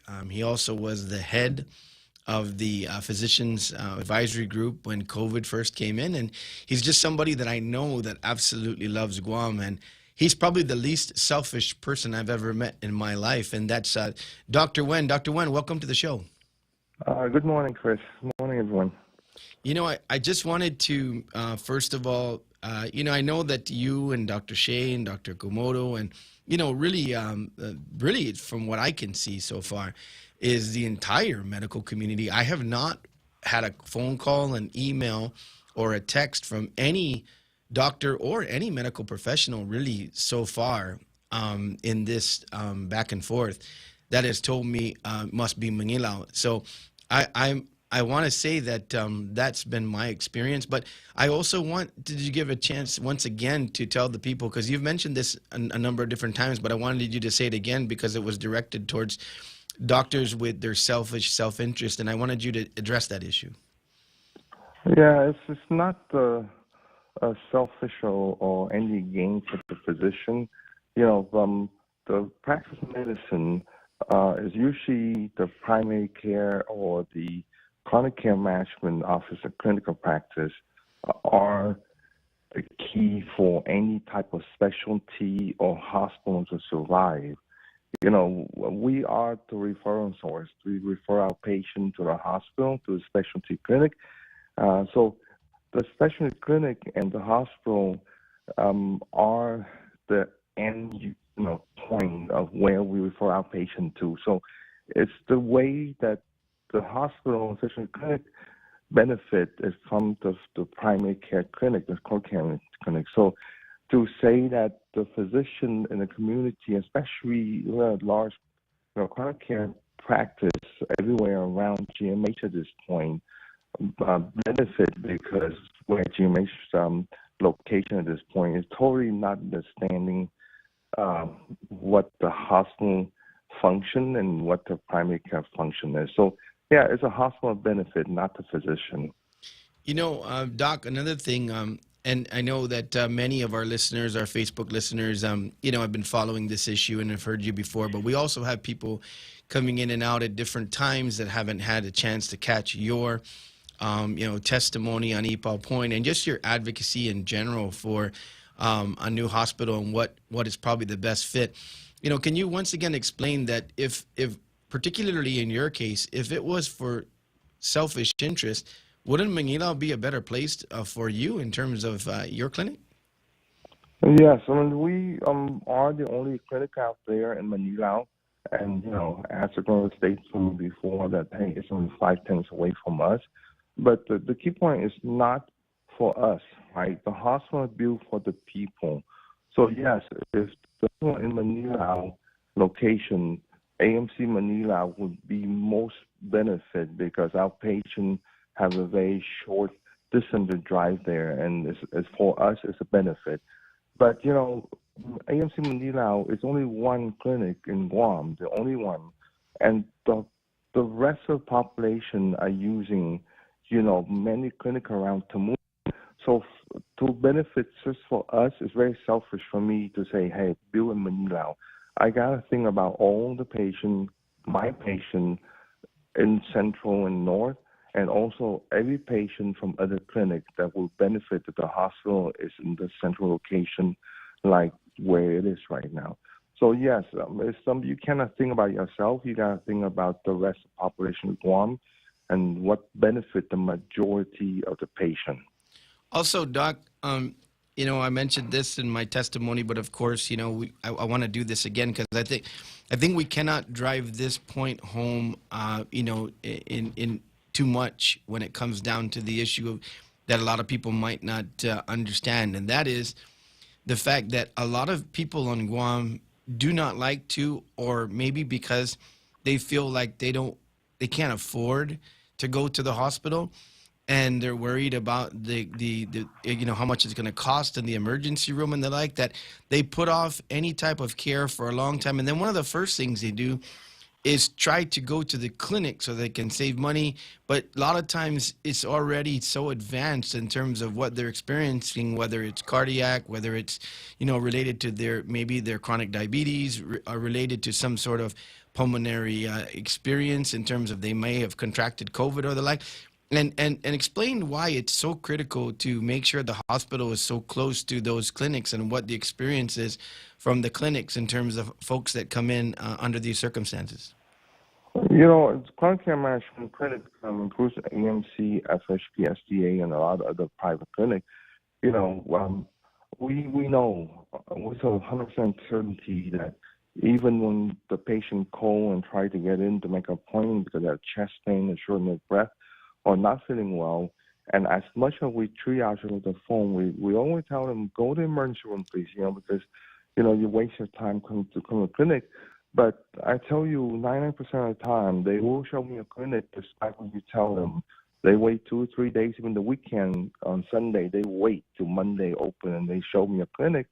They have congestive heart failure or have a stroke in the weekend. So they don't want to go to the emergency room.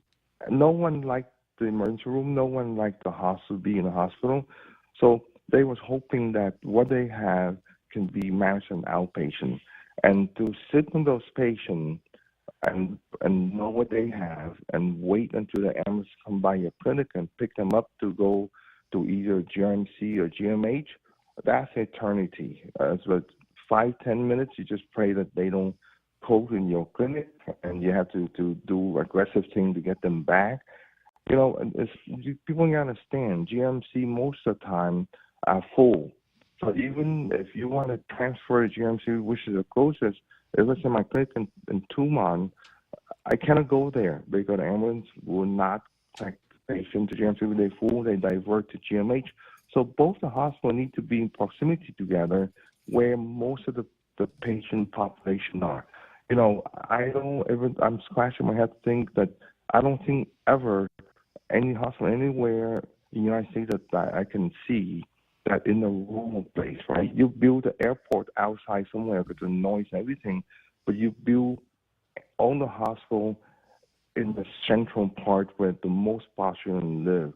On the medical center, on the training center in the state of California, everywhere else, you know, they are in the most poorest place, the most dense population, because that's where the patient would need to go. They don't need to travel into rural 20, 30 minutes away.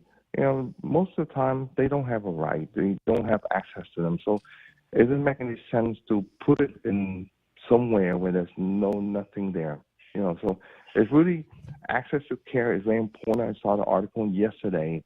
They mentioned about this briefing for people, and one of them is access to care. And I mean, come on, what the physician been telling you, but you not understand. To put the location way out there, you really impede the access to care and the rapid transport you need to be.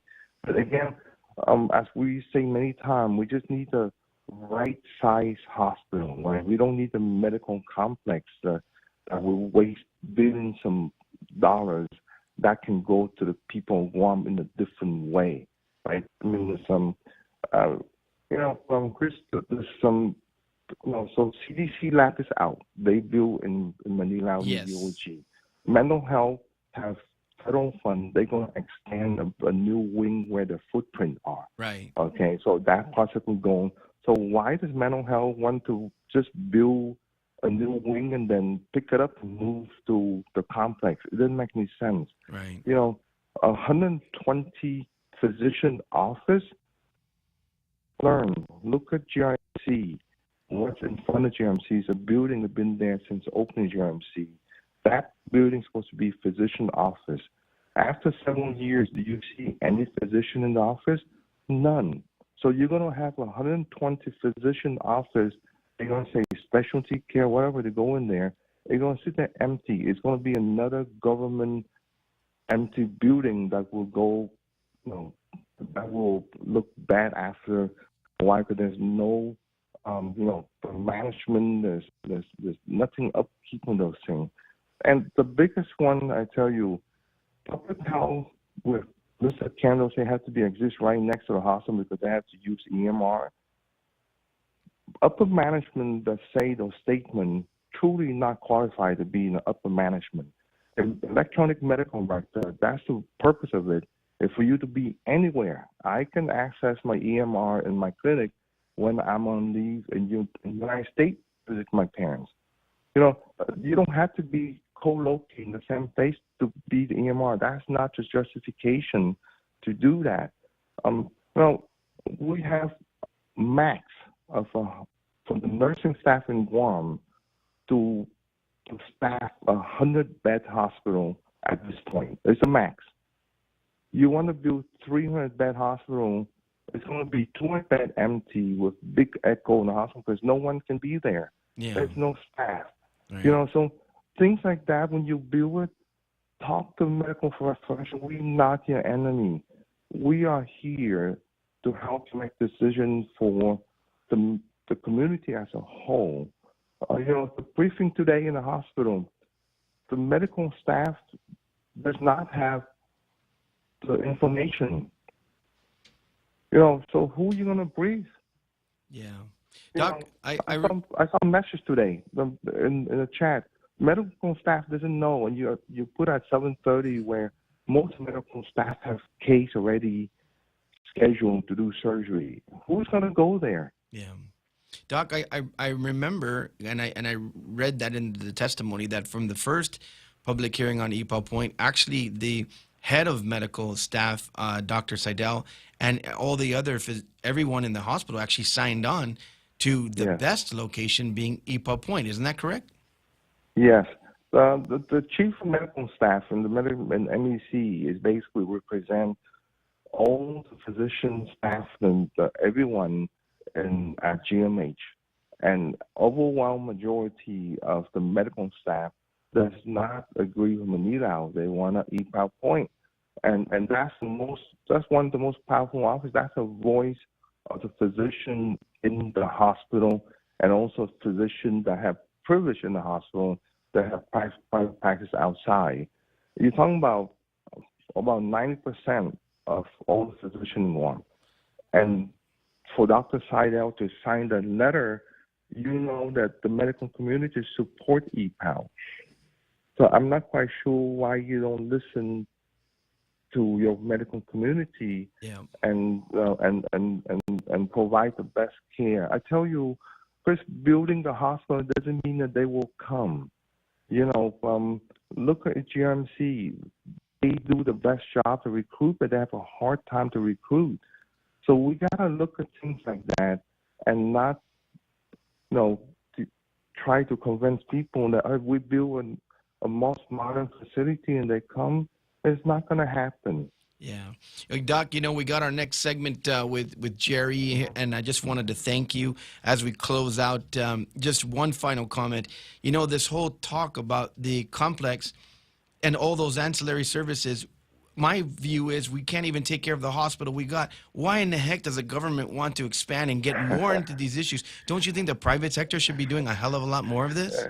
Yes, I only need to talk to GMC regarding ancillary service, because you cannot recreate two hospitals, and specialty care clinics are very expensive, and you recreate something that another hospital have already is a wasteful of money. But Chris, the last one is the one that hurt me the most.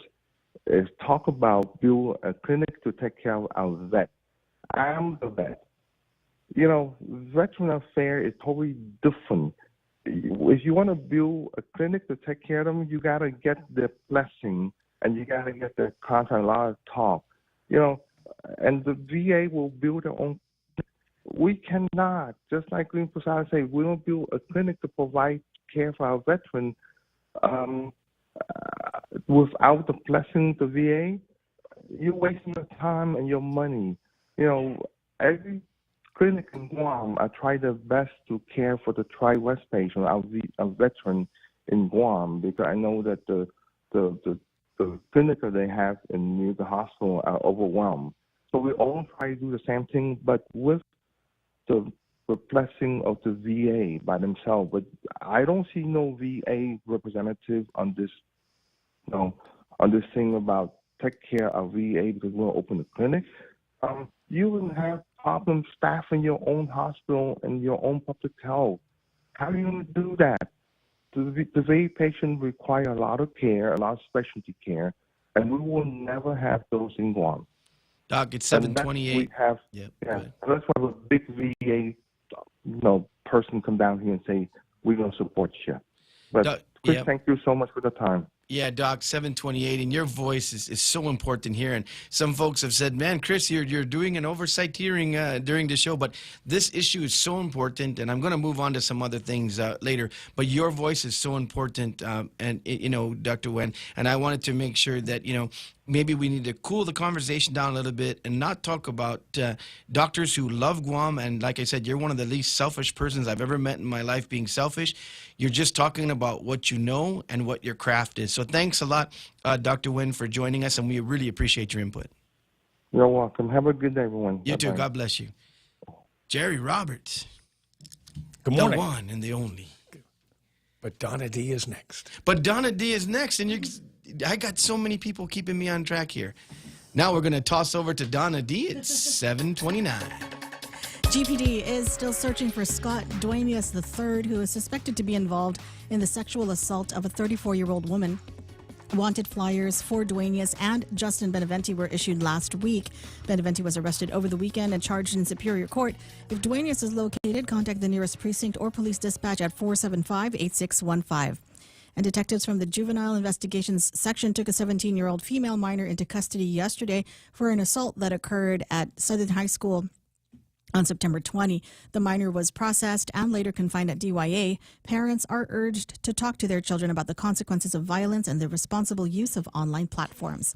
And the Indian Temple of Guam will be holding its Diwali Ball 23 on Friday, November 10 at the Hyatt Grand Ballroom. It's an evening dedicated to celebrating the Festival of Lights and will include cultural performances and gourmet Indian cuisine. The community is invited, but tickets are limited. Tickets can be purchased for $185 online at guamindians.com/Diwali. And those are your local headlines. Back to Chris. All right. I think we got a break coming up, and then we're going to go in and work with our good friend here, Jerry Roberts. So I'm going to toss back to you, Joe, or you're going to tell me where to toss? Yeah, we're gonna go to Jerry Roberts with the Extra Point, brought to you by First Hawaiian Bank. Thank you. Oh, no, you didn't. Oh, you did? And now you know what you have to do to make things right again? What we're speaking about is temper and losing it. It can be hurtful. It can be embarrassing, and it's not how you want your team to see you. Yet losing our temper is an issue that is a very real concern for a lot of people. And we'll have some commentary on that coming next on The Extra Point. Earn miles on everyday moments to help you plan for your next vacation with the United Credit Card from First Hawaiian Bank. Apply by October 31st, 2023, and if approved, you can earn 30,000 miles when you spend $1,500 within the first 3 months. Plus, there's no expiration on the miles you've earned. Get on board with the First Hawaiian Bank United Credit Card. It all starts with yes. Terms and conditions apply. To learn more, visit any First Hawaiian Bank branch or go to fhb.com/United.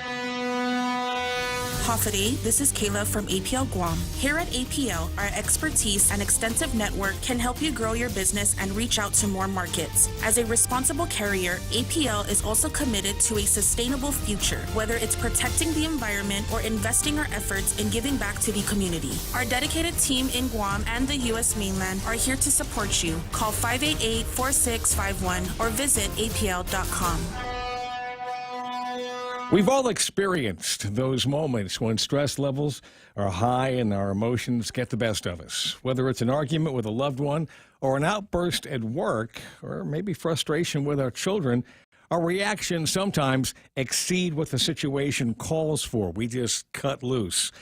Well, these overreactions can leave both parties feeling upset and disconnected. But what can we do about it? Well, child psychologist Becky Kennedy writes about the importance of repairing relationships after losing your temper.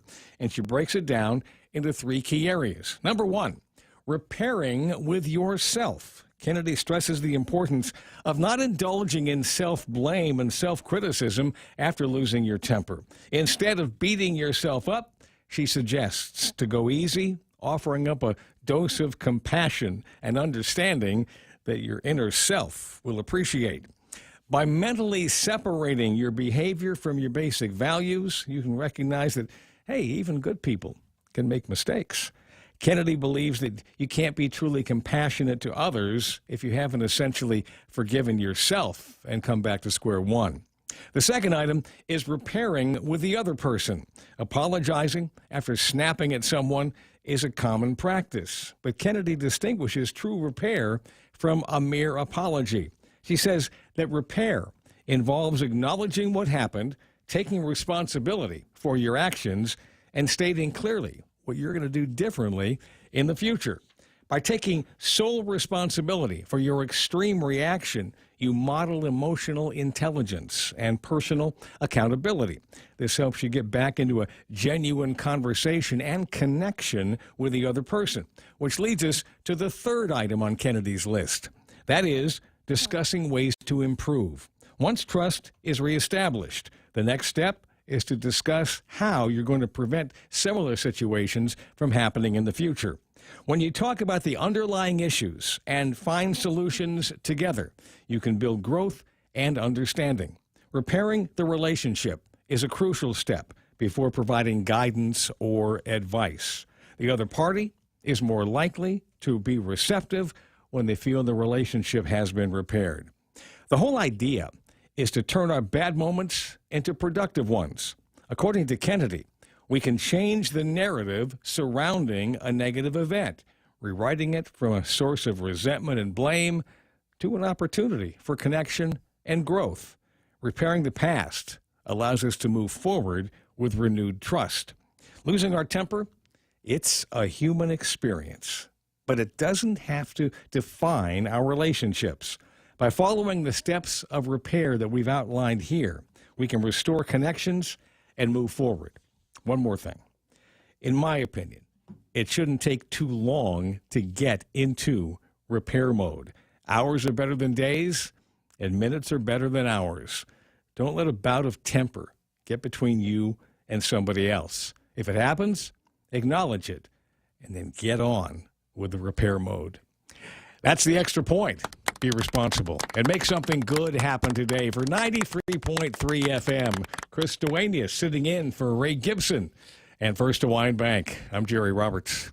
Thank you, Jerry Roberts. Thank you, First Hawaiian Bank. So, Senator, do you ever lose your temper? You know I do. I'm just going to cut to the chase and be very honest. And I've had to do repair a number of times. Oh no, you're human. He's human. But you know the thing is that what I've also found though is that you can't use the reasoning of teaching moment too many times. You can't go to that well, right? So the bottom line is that in my experience with this, when you do the repair, maintain it. Keep it going because I've had the opposite. I've been on the receiving end as well. And Chris, this is another teaching moment. I was like, we have a lot of teaching moments.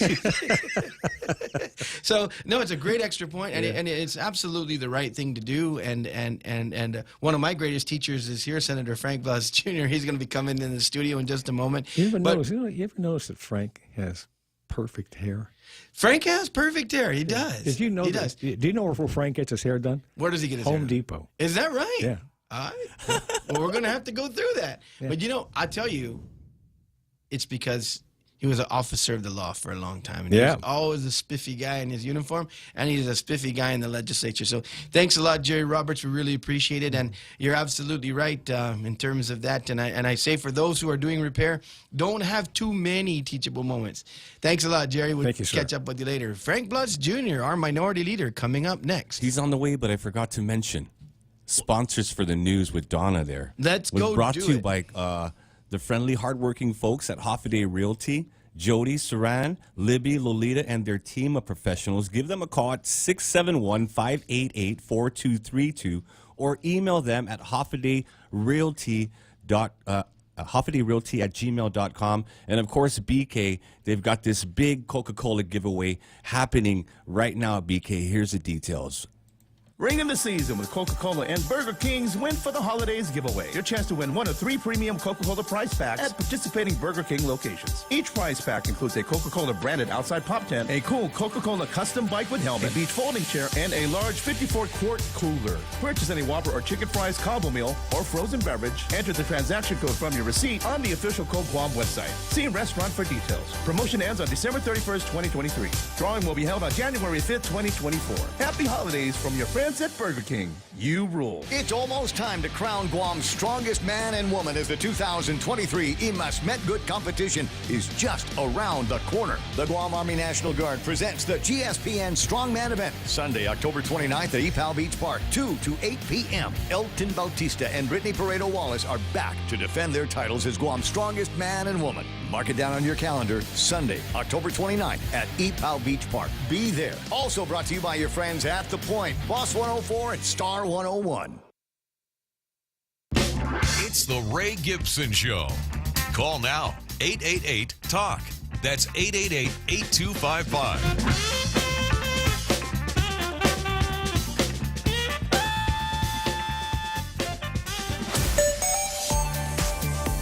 I knew you were going to do this to me. Party, where'd you come from? Pari came from Barrigada. So you know what that means? 8, 10, and 16 is backed up. Particularly You're going to if make you're him going do the southbound. traffic report? Do the traffic report, my brother. Come on, my man. I'm seeing something up there also around, once again, that Route 3 area is staying crowded, pretty much going up to Ukadu. I think folks are still getting into school. Also, the 8, 10, and 16, like I talked about earlier. I know my man coming from Barrigada probably saw a lot of traffic there. It looks like a little bit of traffic, too, down there around the Gotney Circle. The turn coming down, basically, from 16 rolling into Route 1. So that's your traffic report here on The Point. Family Finance has been serving the people of Guam since 1959, and they will continue to be there for you in the years to come. Whether you're looking to get a personal loan for that summer vacation or paying off those long overdue bills, Family Finance has got you covered. Apply for a personal loan from $1,000 up to $4,100 by calling Family Finance in Hagåtña at 671-475-4545, Upper Tumon 671-647-5626, or in Dededo 671-633-4473. Everyone has a busy schedule these days, and sometimes we forget to schedule our routine dental checkup and cleaning. Don't neglect your dental health. Schedule one today with Dr. Robert Yang and his Smile team, conveniently located at the East West Business Center on Marine Drive, Upper Tumon. Call us today at 647-8702 or 3. Again, that's 647-8702 or 647-8703. We make smiles happen. Rediscover Talk Radio here. Your FM News Talk Superstation. This is The Point.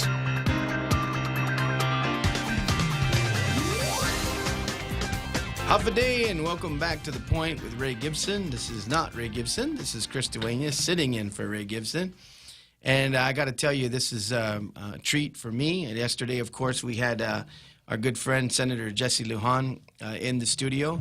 And today, that was Jesse Lujan yesterday. Sure it was. And then now we're going to have our good friend, Senator Frank Blas Jr., our minority leader. We're getting ourselves set up here. He's going to make sure that his headphones are off and ready to go in terms of in case you want to call us. You're going to call us and have a chat with our minority leader, Senator Frank Blas Jr. You can call us at 671-888-8255, and we'll take your call. But for now, we're going to get situated. I understand we might have a call from our congressman as well. Did you hear the great news, minority leader? In the U.S. Congress, we have a new Speaker of the House. There's white smoke. There's white smoke, yeah. Louisiana. Let's see, who is that guy? Anyways, our congressman will probably call us in and call in and get us up to date on that. And yes, it is the House elected a Speaker, Mike Johnson, and he is from Louisiana. So, as you said, white smoke, and we can get back to regular business. It looks like make sure you can see this handsome guy. Absolutely. Right on. How you doing, my friend? I'm doing great. I'm great. And you? Good. How was the ride in? The ride was actually very comfortable. Obviously it was it was a slow pace, but it was a nice slow pace. There was really no backup, but there was a bunch of people behind me.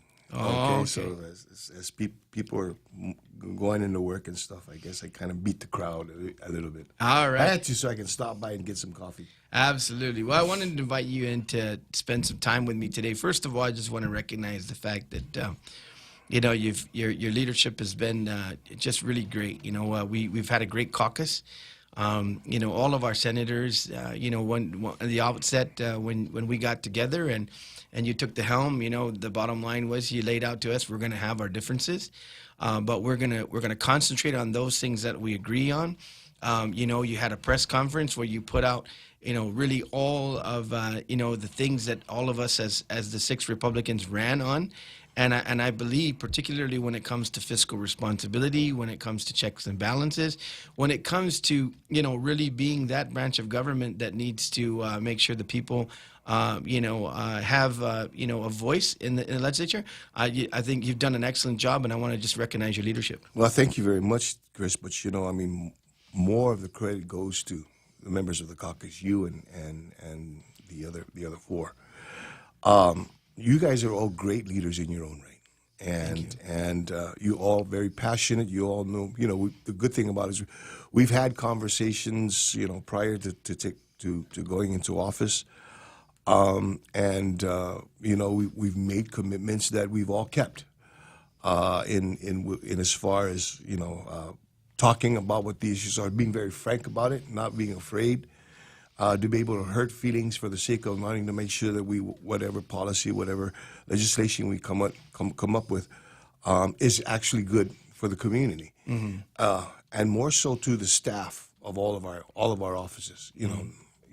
Let it be told, we can't do a lot of the work that we do on the floor, and in the community, without great staff, the staff that watch us over the day and make sure that we cross our T's and dot our I's, literally in some cases. You got to walk in and say, is that an L or is that a T? And sir, it's a T. Okay, got it. So yeah, I've enjoyed. It's had its challenges, but any part of life has challenges. Absolutely. But I think that what has made it, I guess, workable, and the success that we've had is because I am just that person who is in the front of many great leaders in the caucus. Well, we appreciate that, and we appreciate the fact that you give us the latitude as well. And then when you have a thought or two, you pull us aside and we go have a cup of coffee or maybe a beer.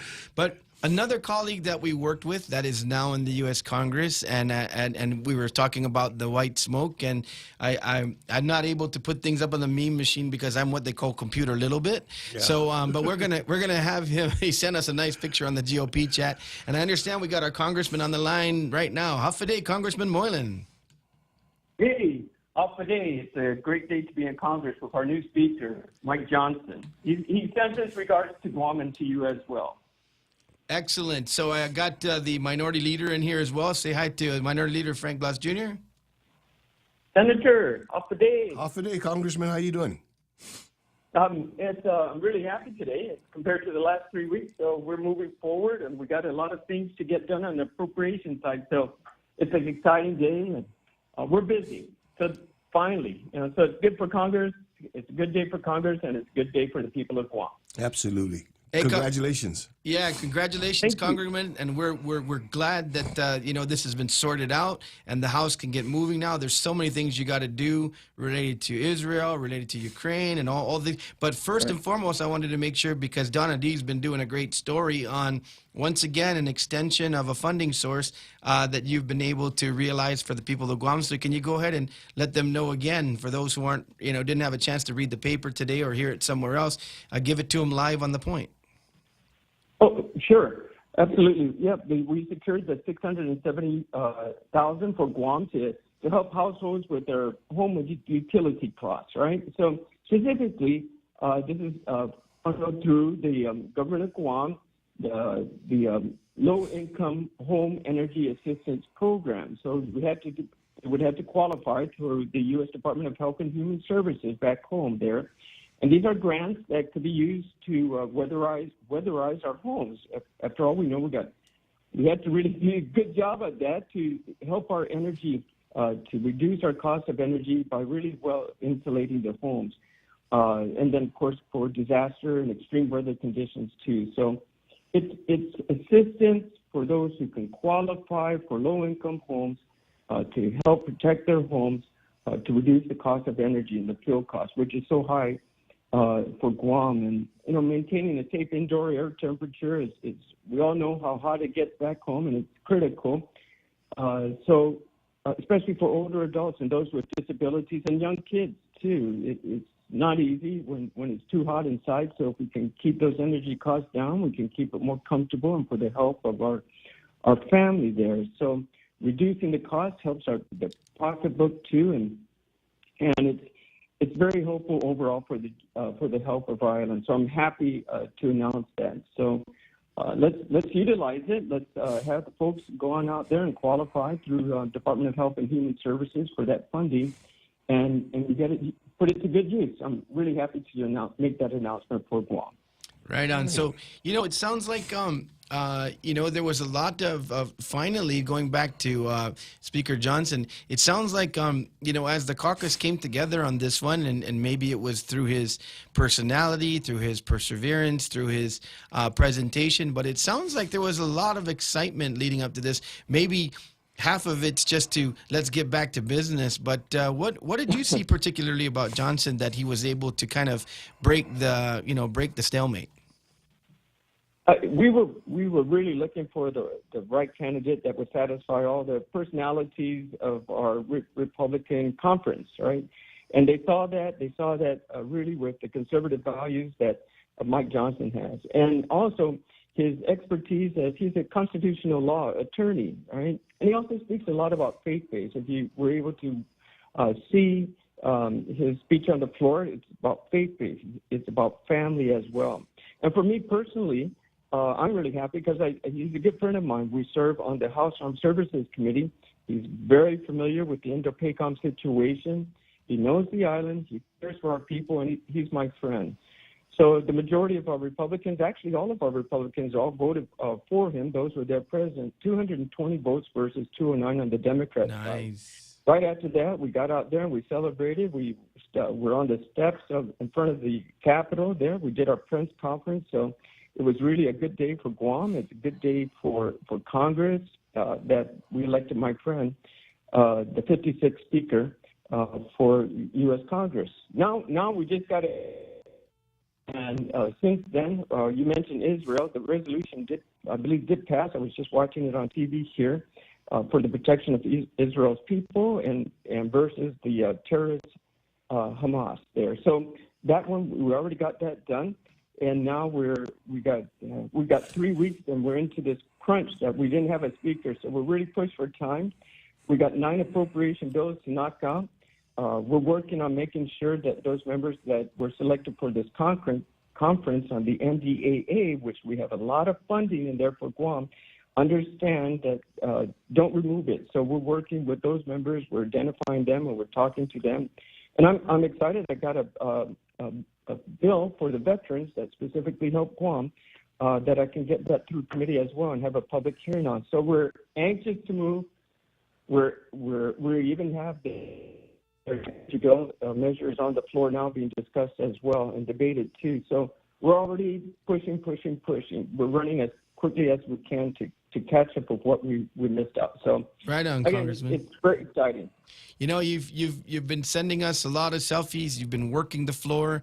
Even the other candidates, I'm really grateful for you to constantly, working within the caucus and making sure that Guam is a friend of everyone, and we really appreciate that. Hopefully, we'll be sending you a couple of resolutions. One I know that is definitely going to pass unanimously, which is going to be the Agent Orange. And Senator Frank worked with Senator Jesse on that, very extensively, and the rest of our caucus, and we want to send that to you, Congressman. And then also, we're hoping to have our own resolution as well with regard to the issues with Israel. It's a little bit touchy down there, but we might have the votes, and if we have that, we'll be sending that your way as well. Absolutely, and we do have the RETA bill in Senate that we're pushing to make sure that continues all the way through conference too. So in addition, we have the H2B version in there as well with the 5-year extension, the $100 million, the additional funding necessary for the 360 missile defense of the island too. So there's many measures, and what the people of Guam want through the Congress, through the resolution, through Senate. Of course, I want to participate and make sure we get that voice all the way heard up to D.C. Okay, hey, Congressman, I guess you're popular and Frank's popular. I'm not sure if I'm popular, but we have a couple of other callers on the line. So great report. You want to wrap it up? Sure.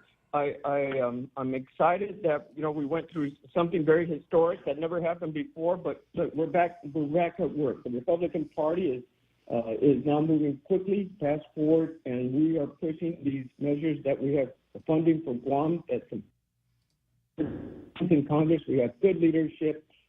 Speaker Mike Johnson now is a friend of mine, and I think we can continue this relationship even further as we help to support our nation and protect the people of Guam as well. So thank you very much for this opportunity. Senator Frank there, looking forward to seeing you when I get back home as well. All right, buddy. You have a safe trip home, but more importantly, go pound that floor and get what we need for Guam. Thanks, you got it. Thanks for the report, Congressman. All right, you deserve a beer. Go grab one, and we're going to go to line 1. Who do we have on line 1, Rojo? We have Steve on line 1. Steve. Good morning, Steve. Alpha Day, Steve. Alpha Day. Good morning, Senator. Senator Duenas and Senator Blas. Good morning. Good morning. Thank you for being the check and balance for government and the Guam legislature.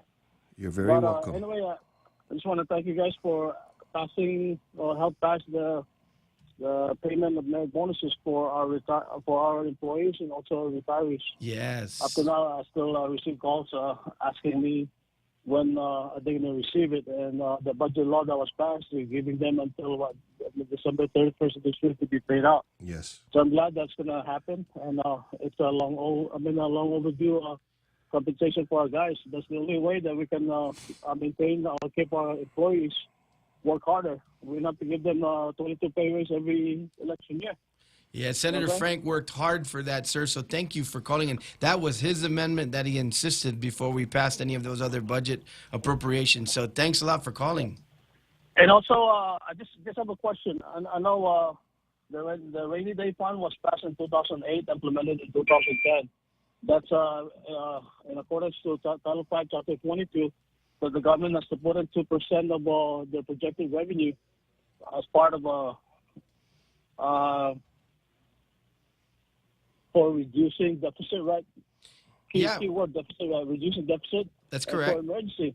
So the only time that the government stops contributing to this rainy day fund if the last 3 fiscal year, a 10% average of that is capped out.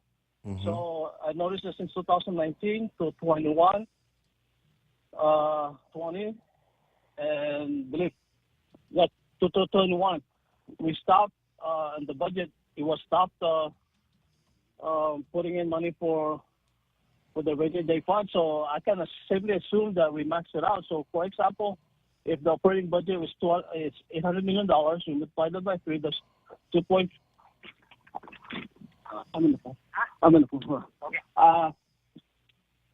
The operating budget is 2.4, right? So 10% of that is $240 million is invested someplace, because that's what the law states, that the money has to be invested, controlled by the Department of Administration Director with the approval of the Director of a retirement fund, right? Mm-hmm. So how much do we have in our rainy day fund? Just so curious, because fiscal year 2023, 24, the budget states that we put money for the rainy day fund, so that means there's money. The money fell short of the average 3. I know in this fiscal year 2021, 20, 21, 22, the budget states that you put in money for the rainy day fund, and then the bottom of that you took it back. So that's not in accordance with the law. We'll so yeah, Steve, we're going to take a look at that possibly today. Well, yeah, Steve, how much money do we have? That can help with the problem that we have with GMH. And yes, I support building GMH at the old hospital. And GMH, for one thing, let the people know that it's a good infrastructure because it survived the big quake in 1992. So even though if it's on the fault line or whatever, it's a good building. All we have to do is maintain, and get accredited, get it running while we plan about building another hospital. Thanks a lot, Steve. Hey, we got another caller that I want to try to squeak in before the top, but excellent call. Thanks for recognizing our minority leader, and he'll maybe have a few comments, and then we'll go to line 3 and see if we can take care of that before the top. Thanks a lot, Steve. Holly on line 3. Holly, what's going on? Huff a day, good morning. Yes, good morning, Senator Duenas and Senator Blas. My question regards the supplemental payment for retirees that are coming out of GWA's taxpayers' constituents. Mm-hmm. Have any of you guys ever thought about looking into that? I mean, they're raising the water rates. Why can't they take care of their own retirees? Mm-hmm. We'll certainly have to address that. I know that I think we have a meeting with CCU at some point, and that's really the place to direct that, because they're the oversight and governing body. But we're certainly not off the line for that in terms of our utilities chair. So we're going to have to move that over to utilities chair. But thanks for bringing up, Holly, and it does seem to make sense. I don't know what else they would do with that fund to get that funding source, maybe from their operating budget. Any thoughts, Senator Frank? Well, no, Holly, you bring up a point that has been brought up also before, and there has been discussions. I've had discussions with a couple of members of the CCU as well as just trying to get a grasp of it with GWA management. And there is that, as Senator Chris has stated, there's a point where they run because they're autonomous, they run that. But again, there's got to be a check and balance as to how they're using that money, and if it's coming off the backs of the people, we've got to make sure that first the services get taken care of. But thank you for bringing the concern. But, I have 2 accounts on GWA, so I'm paying double. Yeah, Holly, okay. So we're getting to the top of the hour. We'll talk about it a little bit more when we come back and other things, and we'll address that as far as what we think can be done. And when we get back, Holly, thanks for the call. We really appreciate it. Thank you. Okay. All right, so we're going to go to the top of the hour. It's 7:59 right now. This is KSUG The Point. Coming back with Senator Frank Blas Jr., our minority leader, on The Point. Please stay with us.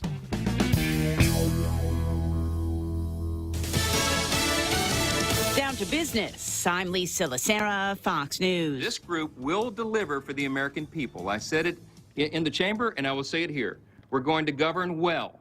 And I think the people are going to be very pleased with those results. Newly elected House Speaker Mike Johnson, after swearing in this afternoon, he was the 4th candidate nominated to replace Kevin McCarthy, who was ousted 3 weeks ago. The first order of business, passing a resolution to stand by Israel and condemn Hamas. The House has not been able to vote during this period of not having a Speaker of the House, so that is emblematic of the House getting back to business. Fox's Chad Pergam at the Capitol. The White House says President Biden called Speaker Johnson to congratulate him on his election and said he looks forward to working together to find common ground on behalf of the American people. In a news conference this afternoon, President Biden again pledged support for Israel. Israel has the right, and I would add a responsibility, to respond to the slaughter of their people. And we will ensure Israel has what it needs to defend itself against these terrorists. That's a guarantee. And the president said he is not holding back Israel from a ground invasion of Gaza, saying a ground war does not hinge on the rescuing of hostages, but said he told Israeli Prime Minister Benjamin Netanyahu if Israel can free the hostages, it should. And the president said Hamas does not represent the Palestinian people, and there must be a vision for what comes next. Russia and China have vetoed a U.S.-drafted UN Security Council resolution on the Israel-Hamas war. The resolution aimed to address a worsening humanitarian crisis in Gaza, calling for pauses to allow aid in. The UAE also voted no. 10 members voted in favor and 1 abstained. On Wall Street, stocks were pulled down by steep drops in several big tech companies. The Dow lost 105, the Nasdaq minus 318, the S&P off 60. America is listening to Fox News.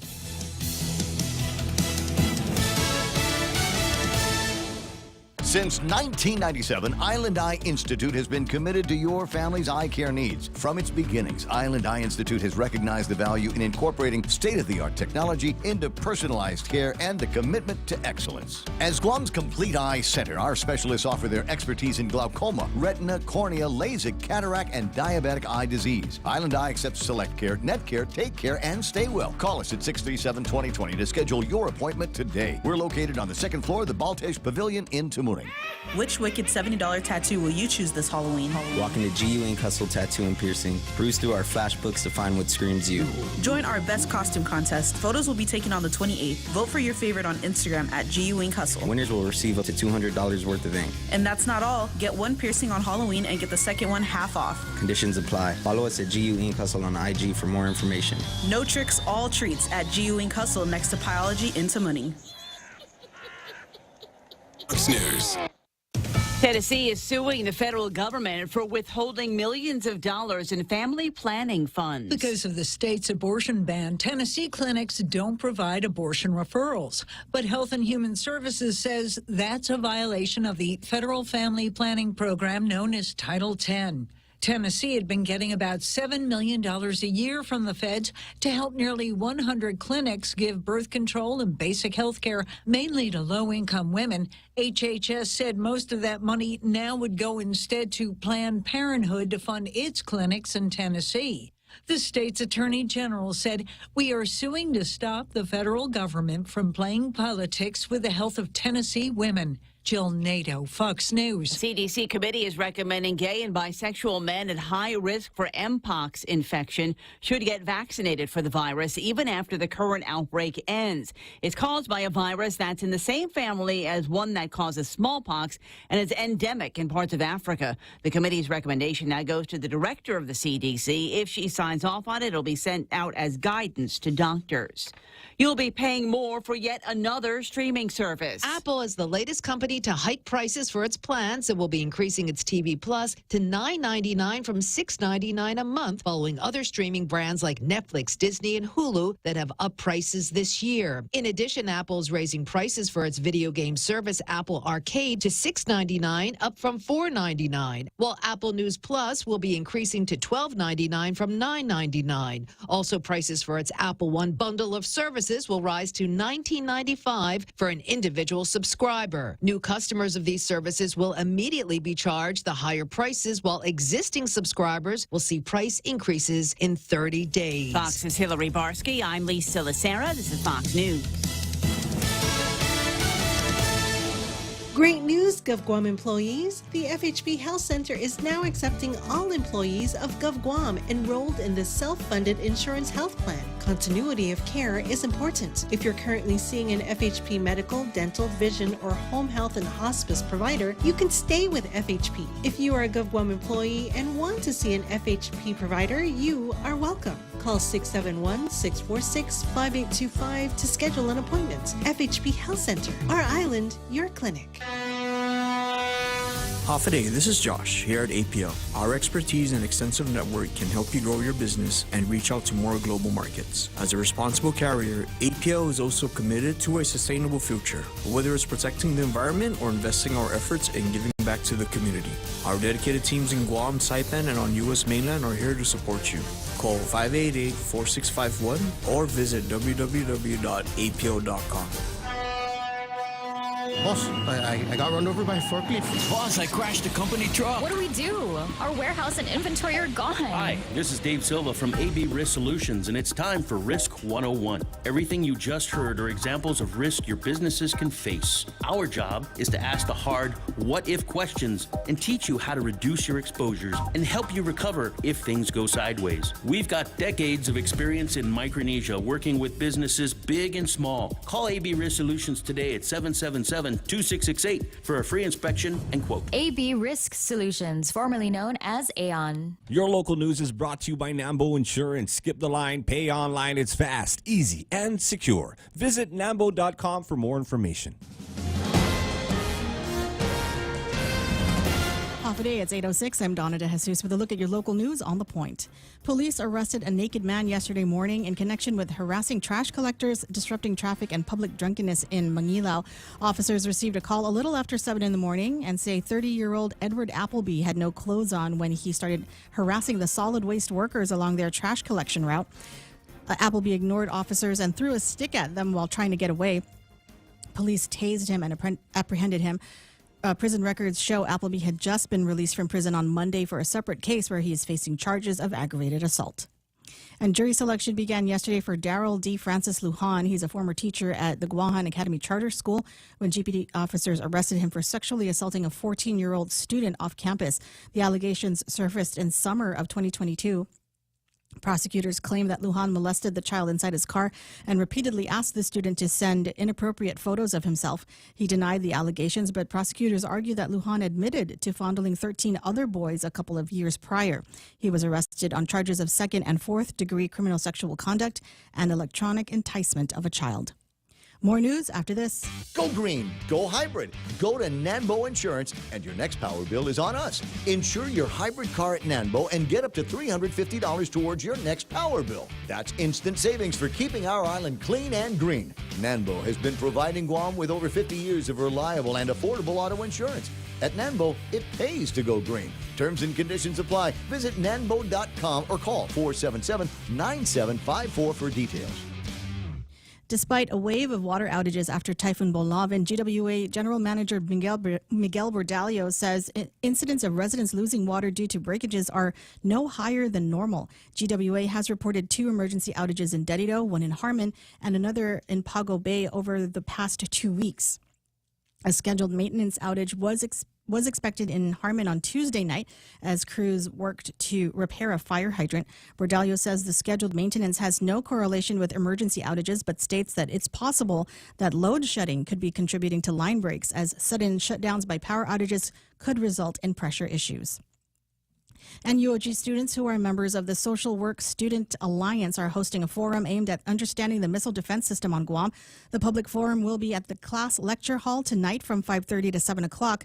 The Student Alliance says with the ongoing military buildup and plans for a 360-degree missile defense system, questions and concerns have been brought up within the community about how it might impact Guam. The panelists include Senator Sabina Perez, Nolan Flores from Guam Commission on Decolonization, and Maria Hernandez from the coalition Hita Litegzen. And those were your top stories. Now back to Chris with the weather. Half-a-day instructions say for me to go to half-a-day weather. Isolated showers today, mostly sunny, with a high near 89. East-southeast winds around 6 p.m. 6 miles per hour. Sorry about that. Good fishing weather, I said earlier. 6 p.m. 6 miles per hour. To the half-a-day weather for tonight is isolated showers, partly cloudy, with a low around 78. East-southeast winds around 6 miles per hour. Once again, this morning the sun did rise at 6:13, and tonight, if you're going to be checking out the sunset, that'll be happening at 5:56 p.m. And that's your news and weather together on The Point. Half a day. Alex Dimapon here from Security Title. Title reports, escrow forms, signatures, statements, and title insurance. When it comes to buying, selling, or refinancing your property, we do it all for you. At Security Title, we enjoy watching your dreams come true and being the ones to make sure it happens just as you planned. Call the professionals at Security Title. We are here to help. Wow, nice smile. So perfect and all. Thanks. I owe it all to Dr. Robert Yang and his smile team. They do wonders for a healthy, happy mouth. Got teeth? Don't wait until they hurt. Schedule your routine checkup and cleaning with Dr. Yang and his smile team. Suite 119 in the East-West Business Center, Upper Tumon. Call 647-8702 or 3. The best thing that happened to teeth since toothpaste. Dr. Yang and his smile team. They make smiles happen. Portions of the Ray Gibson Show brought to you by the UOG Endowment Foundation and Guam Comedy. They present Rob Schneider live on Guam, November 3rd and 4th at the Calvo Fieldhouse. Get your tickets now at guamcomedy.com. Ray Gibson Show is also brought to you by American President Lines. They are delivering the future. Bringing you closer to the action. Any speaker, anytime. Watch and listen live on ThePOINT.gu. Have a day and welcome back to The Point with Ray Gibson. This is Chris Duenas sitting in for Ray Gibson. Hey, Party Ray called in this morning to make sure that Rio Joe knew that he's not goofing around over there. Oh, yeah. So did he find Kichichu? I don't know. He's up at 5 a.m. in Japan, man. He's desperately searching Kitsu from Japan. Right? Hey, thank you all Facebookers. Man, we got a big crowd here still today, Party. Oh, yeah. And it looks like you might be very popular as well because we got a caller on line 1. So before we continue the interview on some of the things you're working on, we'll go to a caller. Make sure we take care of that. Half a day, line 1. Who do we got, Rojo? Johnny, Utah. Oh, Johnny, Utah. Let's do this. Hospital, right? Well, I was actually calling in to talk about Mike Johnson. Oh, nice. I was expecting your congressman to say a little bit more than what he did say about him. Are you familiar? I mean, Mike Johnson, he's hard. He's a right-wing conservative Republican. He's MAGA Republican. He was the leader of the amicus that was going to overturn the election results. And his last 3 votes have been against funding for Ukraine, and he's against gay marriage, and I think the uniparty rhinos would have been better off with Jim Jordan than Mike Johnson. I think they shot themselves in the foot, but made it easy for the true Republicans, the MAGA Republicans. Well, I'll tell you what, first of all, our congressman had limited time, how the radio works here, and he needed to get his report in as well as, to tell the people of Guam what he's working on. But, I'll throw my 2 cents in here. I'll see what my party or minority leader thinks. They landed on a leader. I think a leader can have, far here, far there, but he's Speaker of the House now. And the bottom line is they got to get work done. And so, maybe they decided they're going to go with a hard line to try to find a closer middle. I don't know. What do you think, Pori? No, Johnny, I think you're absolutely right. When you look at, I guess, the record of now Speaker Johnson and what he has been standing for, it did take kind of surprise, and I'm sure that there were many Democrats that shuddered because of the stances that he was taking. But that said, one of the things that we can appreciate, no matter what, who it was, at least now we've got somebody that we can, in the speakership role, that we can move forward on the agenda, on what is necessary to bring our government back where it has to be, rein in the spending, and that's, I guess, for me, as a conservative Republican that he is, I'm sure that there's going to be a push now again, it's going to make a number of Democrats shudder, in that there's going to be that reining in, and there should be that reining in of the spending. So, now it just remains to be seen as to what's going to happen, with him at the helm. Yeah, just real quick, Johnny Utah. I like Jordan as well. I actually thought Jordan was going to pull it off, but you've followed politics quite a bit too, Johnny Utah, and I think maybe that was their thinking. If you watch, if the Democrats wanted somebody a little bit more that they supposedly could work with, then they either would have taken a long lunch or went out and had a beer, and allowed for the 215 or 213 amount of votes to be able to get Jordan or somebody else that they maybe thought might have been a little bit more workable. But they caused this as well. They showed up en masse. They stayed in there, and they made sure that they voted in lockstep. And that's also what created the gridlock, as opposed to the 8 Republicans that were just standing firm as well. So, everybody got what they got in terms of what ended up happening here. But I look at the art of politics. Maybe they decided a super, super far-right individual so they can get closer to the middle when they're doing negotiations. Well, I agree with both of you, and especially on the spending. And I totally believe that Mike Johnson will curtail that. He's on the House, or the Judiciary Committee, and he's also on the committee for investigating the abuse of the federal government. I would look to see those subpoenas that McCarthy wouldn't sign off on being signed off.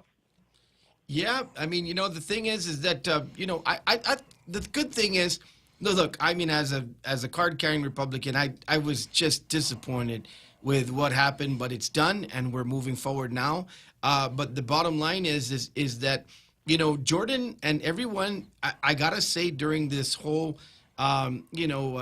painstaking 3 weeks, they've all been gentlemen, though. And I tell you, Jordan is not only super articulate, but he's a gentleman. I think everybody in that was put up, and the 7 or so nominees before it came down to Johnson, they were all gentlemen as well. And it sounded like they finally realized that they're going to have to get their act together and get this thing done. So I'm sure Jordan is still going to be just as powerful as he's always been, and he's going to actually, his bailiwick really is going after, through the investigations and the like. He's a super sharp guy, and it's hard to get around him. So I actually think I like Jordan, but I actually like him in his bulldog position more.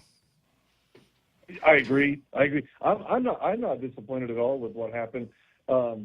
A lot of people don't like Matt Gaetz. I support Matt Gaetz. I know I'm a Republican card carrying as well, as you know, total conservative. You know, Utah, that's where we are here. Sure. But I looking back at the whole thing, you know, hindsight's 2020. I think it was brilliant because Mike Johnson, they couldn't ask for a better House Speaker right now. Are you kidding me? Oh my gosh, Jim Jordan, you're right. He's a bulldog. He's right where he needs to be. I wanted Jim Jordan to be the House Speaker too. I did blindsided me with Mike Johnson getting it. I didn't think that was going to happen. Well, Johnny Utah, we pride ourselves in being having an international radio listenership, and we know that you're a regular caller. So we're going to thank you for your call. We're going to move on and get some vital information from our good minority leader in terms of what he's working on. But we appreciate the call. Up to date.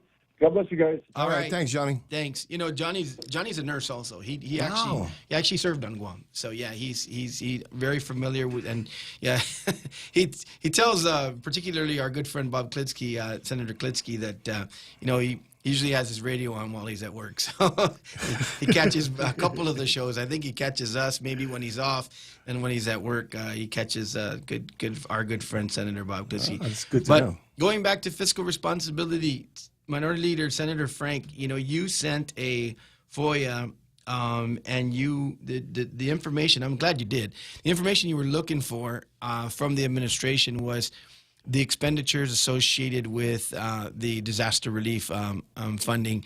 Can you give us an update on that and what you think's going on? Well, you know, one of the things, obviously, in my role, cause 2 decades ago, as the Homeland Security Advisor, there were a number of processes and a number of plans that we had put in place that would build our capacity in emergency management and responding and dealing with disasters.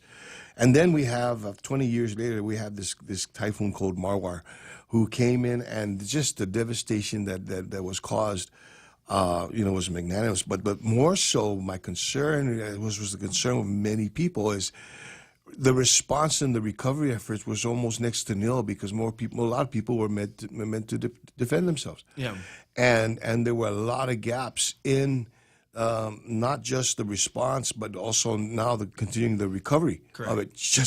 It was just last week that the farmers started getting their crop damage funding. That's right. Okay. And so what I wanted to do was take a look at emergency management. Where have we been? How have we prepared? And where's all this money going? And so the first process that I did was I FOIA'd all the agencies on their emergency management capabilities. You know, what are their preparedness measures? What are their response measures? How are they going to be able to stand up after a disaster? And I have a chart. Unfortunately, I didn't bring it here, but I've dubbed it the Christmas tree because there are so many different colors, and the different colors, you know, represent, you know, the different either whether or not they're in compliance, they're deficient, they don't have any, and so it's colorful all the way around. Yeah, and it's very demoralizing for me in that a lot of the stuff that most of the agencies were lacking were some of the very basic stuff we need just to handle a simple disaster, which explained why there were a lot of gaps in the response and the recovery efforts. Right. And so, you know, one of the next thing I'm looking at now is basically, okay, how do we spend the money over the last few years? You know, well, obviously since I left, and only to find that there's inquiries that are going on right now with regard to the utilization of the funding sources that are provided for Guam in emergency management. Now, emergency management on Guam, the Office of Civil Defense and Homeland Security is 100% federally funded. Right. And every year in their funding cycles, they have certain gaps. There's certain measures and certain things that they have to perform, they have to do, and report back so that they can get the money to be able to continue to fund it. And just in that simple exercise of trying to find where agencies are at with their continuity of operations, or their continuity of government, or the coup plans, and seriously lacking in these areas, goes to show me that they haven't been complying for a great number of years. And so this, for lack of a better term, investigation continues so that we can see where these gaps are and then Try to fix it, because let me go back to both these operations are 100% federally funded. Right. If I'm starting to see, if what I'm seeing is what also the grantors are seeing, right? What are the chances of these funding sources actually now saying, no, not anymore? That's what I'm trying to get to. Like, for the people that are listening now, we're here at in the point with our Minority Leader, Senator Frank Blas, and of course, as he's mentioned, his history really is emergency management. Other than the fact that he was also one of our gentlemen that was served and protected us as an officer, but one of his largest role, other than being a senator, has really been in the area of emergency management. And the key here is, and I guess he'll speak to this as well, is that the real important thing is first and foremost the services, but the second is losing the revenue. Right, and if we lose that revenue again, if the federal government, if FEMA and Department of Homeland Security says, look, you've been non-compliant, you haven't complied with these things, so therefore we're going to either substantially cut or basically cut you out of this. Again, these programs and these services were 100% federally funded. We don't fund it in the budget. Right.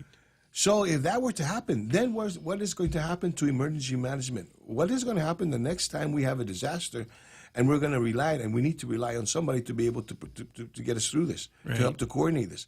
We don't have any more money. Mm-hmm. And so that's scary. Never mind the fact that we may have to recoup or return or repay back some of that money. Right. Okay?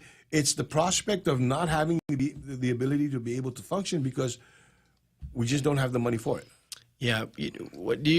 My understanding is, and this is, of course, no secret in terms of the operations of the public auditor, my understanding is there is an ongoing... There is an ongoing, I guess, like I said, investigation, where it's at, and as far as, whether it be just a public auditor, whether it be the Office of Internal Affairs within FEMA or within the Department of Homeland Security.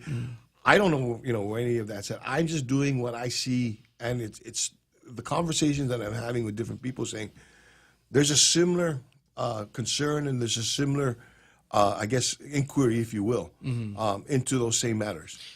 So, Senator, in your observation, just based on your experience, do you think that this is generated at the agency level predominantly, or at the emergency management level, or both? Well, the Office of Civil Defense and Homeland Security is actually a function within the executive, within the governor's office. That's where it falls under. Okay, right. So the purview is within Adelup.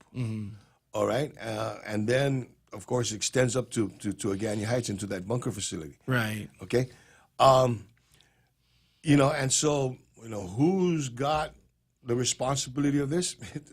Again, at the end of the day, it comes back to the chief, to the commander in chief. Right. Okay. Of, in this case, emergency management. That's the governor. And so I was hoping, and I hope that as a result of that massive FOIA that I sent out, that there were ripples that were sent to the government and saying, okay, Blas is at it again. Right. All right. And Senator Chris, you know me.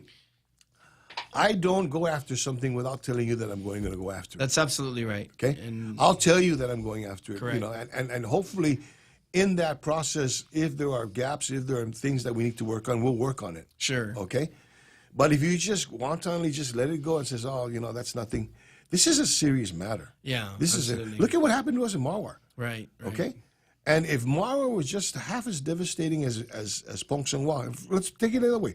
The last storm that hit us, okay? Right.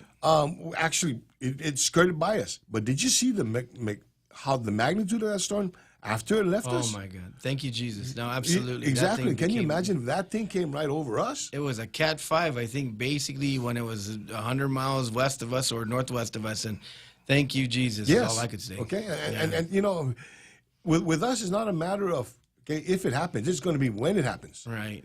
Okay? And granted that we've had over 20 years since the last major catastrophe, natural disasters such as this were to occur, it's going to happen again. Right. And if we don't fix the things that we now see are broken, right, then shame on us. Absolutely. And I want to make sure that we do everything that we can right now to make sure, because we're not. This is not the end of typhoon season. Absolutely. You know, and getting back to, I just wanted to make sure that, you know, and I wanted to express that that's always been my experience with you. What you're doing most of the time when you're going after something is you're identifying what you see as a problem and you hear as a problem, because, you know, with your tenure in emergency management, and it's just as a senator, I mean, all of us, you know, a lot of times people wonder where we get information. We've worked with a lot of these people. You know, we know when they're in distress, and we know, you know, that a lot of them that are really, really good stewards of their agencies and want to make sure that their paperwork is in order. They want to make sure that they get reimbursed for the expenditures, and they want to make sure that they maintain a good relationship with their federal partners. You know, will provide information, because it's not to you know, pick a fight, you know, with the administration. It is to make sure, because in the end, we are the ones who hold the purse strings, and we are the ones who are going to have to find where to be able to realize this revenue if we lose it. Yeah, you know, let's go back to our experiences in Mauer. Senator Chris, I know that you and your office, you know, just like with my office, Senator Jess, Senator Barnett, Senator Dwayne, Sir Nicholas, you know, and a bunch of other senators, we actually, you know, moved our offices into mayor's offices to be able to assist the mayors, you know, in a lot of the gaps, and okay, that you know, that existed in trying to help the community. Yeah. Okay, you know, my office, we were up at the Barragata mayor's office and says, look, you know, Mayor June, we'll handle the food and the water distribution so that you can move your people over to helping the you know, the other things in the community. You did that too as well. Absolutely. I know that you spent, you know, first off, when I saw you in that crowd of all that food packaging and everything, okay, you almost got lost in that photo. Absolutely. But you know, I mean, it took these things, and you know, one of the concerns there was there was really no management of the volunteer services that were being provided. Right. Okay, and you jumped in as well as I jumped in many of the places where there was a need for volunteers. In disasters past, and in the plans that we had in place, that we put in place since back in 2005, these were things that were supposed to be reviewed on an annual basis, okay, and made changes so that if a disaster does come, we know, okay, we can call Senator Chris. We need help over in the Tumuning Mayor's office, okay, and things like that. But it didn't exist. You know, Senator Blas, Pico's best mayor was the one who basically, you know, sounded the alarm. You know, he was the canary in the coal mine as well. But, you know, look, we all came together. Right. We did what we needed to do. And what you're doing right now is exactly what you were trained to do, which is what you guys call in emergency management, or in federal management usually, hot wash. You know, you're saying, let's not wait to find out that we're going to have a bigger mess down the road. And I'm proud of you for taking that initiative going forward. We're coming up on the news, and I know that we're probably going to take a call afterwards. Before we go to news, I just wanted to read this because we got some really, really sharp people on Facebook who understand this as well. From Steve and Liz Amaguian, FEMA reimbursement is not automatic. We use our own money during the recovery and hope for reimbursement, possibly 80 to 90% after recovery, which may take 2 to 3 weeks. At that time, agencies will use their existing budget and hope for an infusion of money later to offset the expenditure. When that money is reimbursed 80-90% back to the government of Guam, it goes back into that black hole, the general fund. Yes, you know, there are many processes and many things. You know, what Steve, it should normally take about, you know, they say 2 to 3 weeks, but that's dependent on part one, whether you've actually crossed your T's and dotted your I's, you know, with your application, and whether or not you've turned in the proper documentation to be able to show that the work was done. And then, you know, what have you done to be able to ensure that after you made these repairs, if there was a similar disaster, it's not going to get broke again. Absolutely. Okay. Which brings me to another topic about self-insurance within the government of Guam. Right. Okay, because we have decided that not only with our healthcare, but most of our facilities and most of our operations within the government of Guam are supposedly self-insured. Chris, you and I both know. Pari, you and I both know. Okay, and it goes back to the conversation from Mr. Amaguin when he was on the air earlier. It's about the rainy day fund. Absolutely. Okay. If you compare how much we have in the rainy day fund now and what we're going to need to be able just to get past Marwar, yeah, there's not enough money. Excellent work, Minority Leader. Can you stick with me all the way Sure. through 9? Okay, but right now we're going to take care of business. Donna D is going to do news. It's 8:32, and we'll be right back. And Do off to you Donna or a D. loved one suffer from severe joint, muscle, or bone pain? Do you currently suffer from autoimmune conditions such as gout, lupus, or rheumatoid arthritis? If so, Guam Regional Medical City is here to help. GRMC is pleased to welcome Dr. Tirakanak, Guam's only rheumatology provider. For more information, visit grmc.gu or contact GRMC's referral office at 671-633-GRMC. That's 671-633-4762. Hindi ang inyong bangko na tapat sa serbisyo. Tunay na kaibigan at handa para sa inyo. Ang bangko ng kinabukasan, laging maaasahan. And Pacific, where others put branches, we place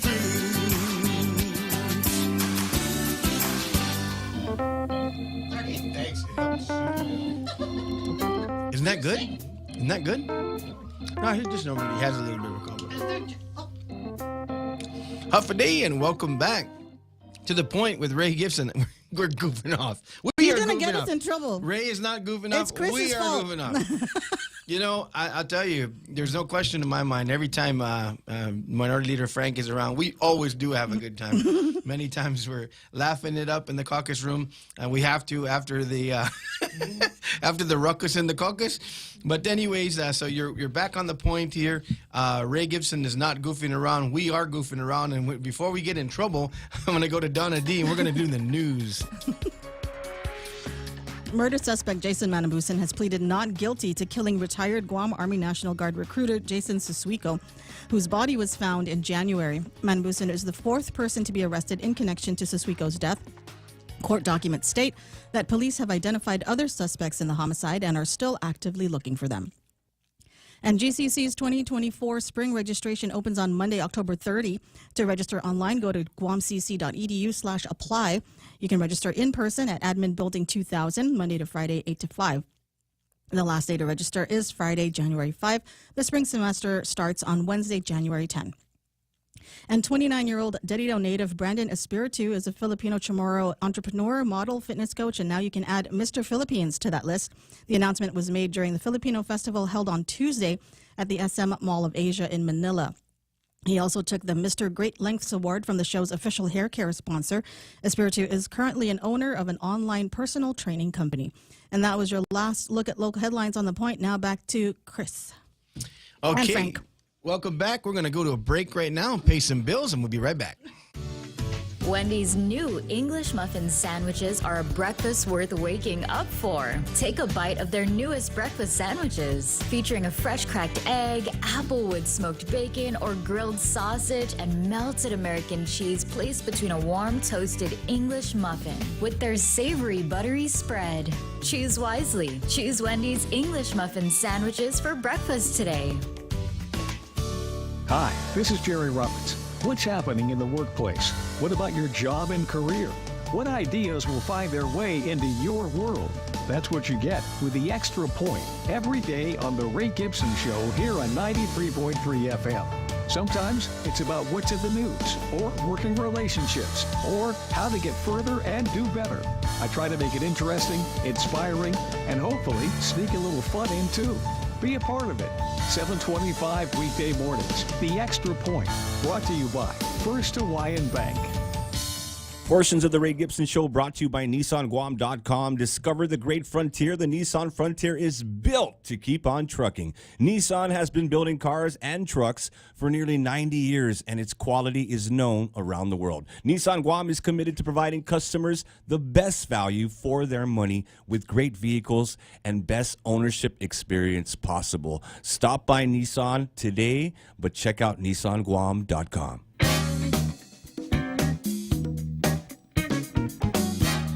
Oh, man, I thought you were going to nail me with the traffic report.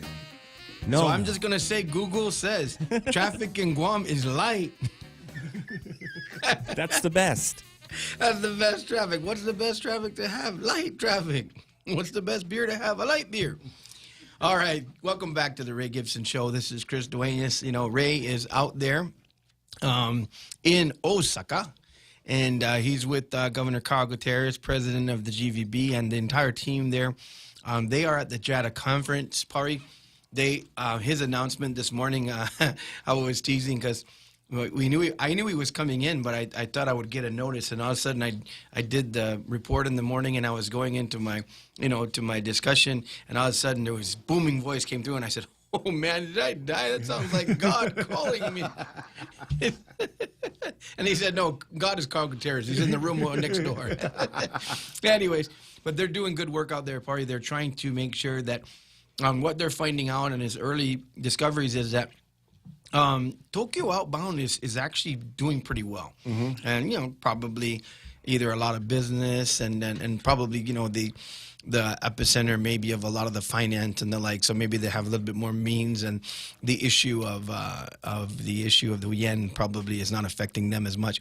But I guess a lot of the other inner Japan travel and the like are coming and actually at least setting up for when things do start to get a little better. And even now, to where are they going, right? So our team is there. I understand our booth is really, really well equipped, and we got folks there to basically say, come to Guam. So that's what Ray's up to. And you're here getting a lot of great comments online. Let's see. But let me talk a little bit about Sure. Ray and Governor Gutierrez being out there.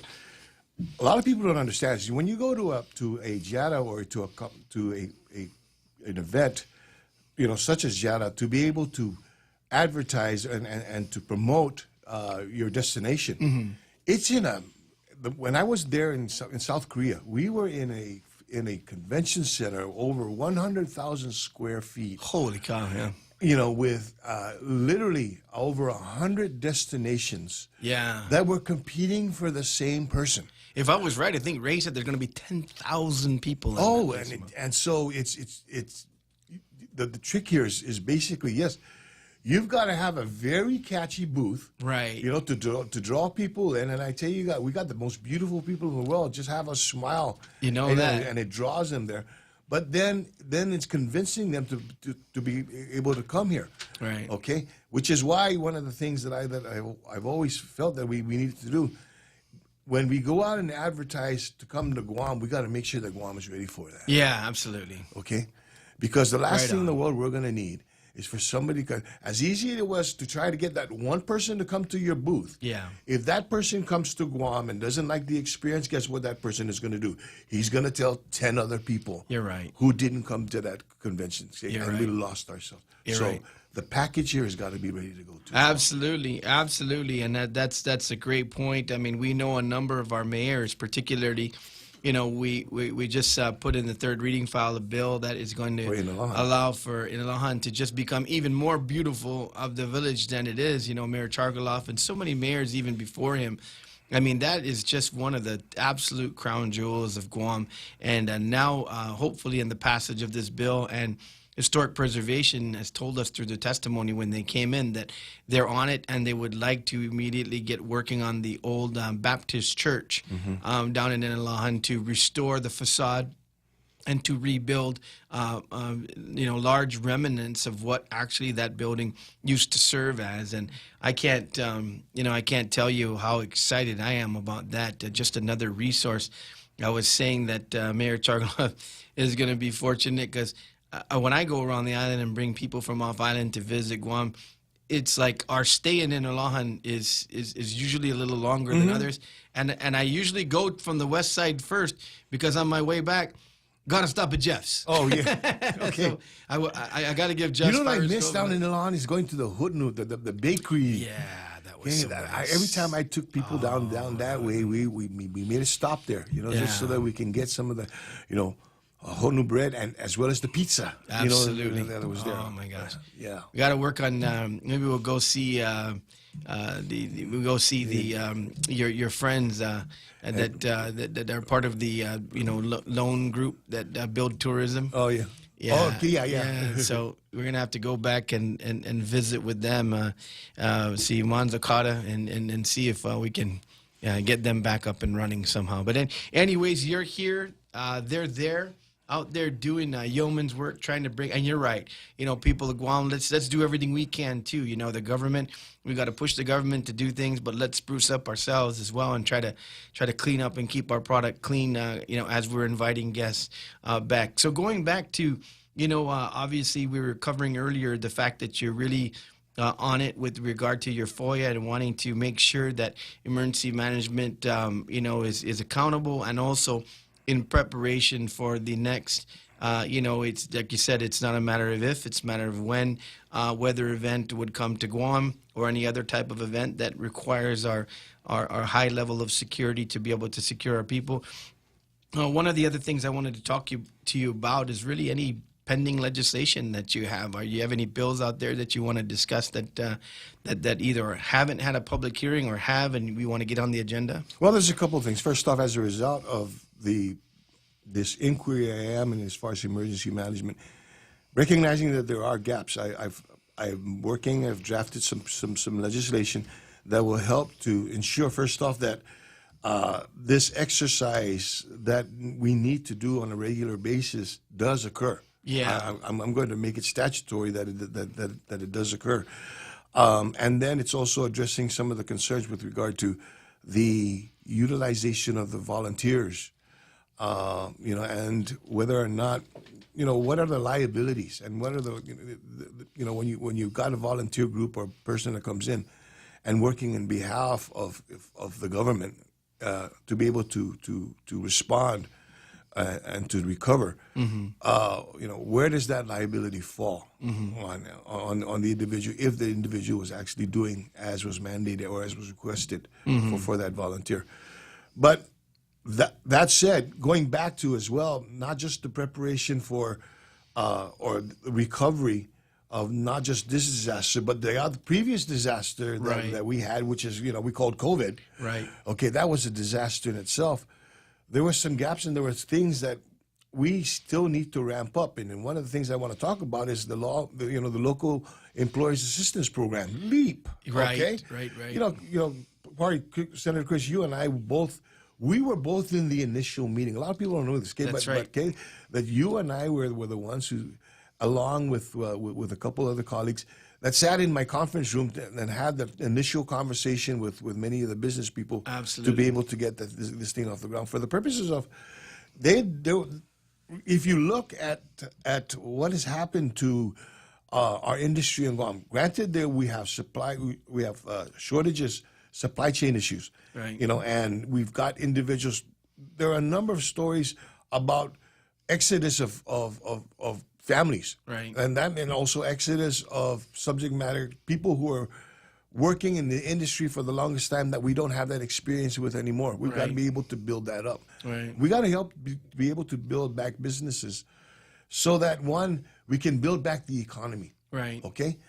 I appreciate there was an article that was published by Troy Torres and Candid, right, about the unemployment claims that we have on Guam. Right. Okay, and this administration's claim that unemployment's at its lowest level. But if you looked at the numbers as to where, a lot of the employment was at, it was in the construction industry, of which there are many H2 workers, and that's where it was. Okay, but if you looked at the other industries, if you looked at the retail, if you looked at the services, you looked at the banking, all these other places, we were short. Yeah. We lost people. Right. And we lost people that can help to build, to build the economy. Right.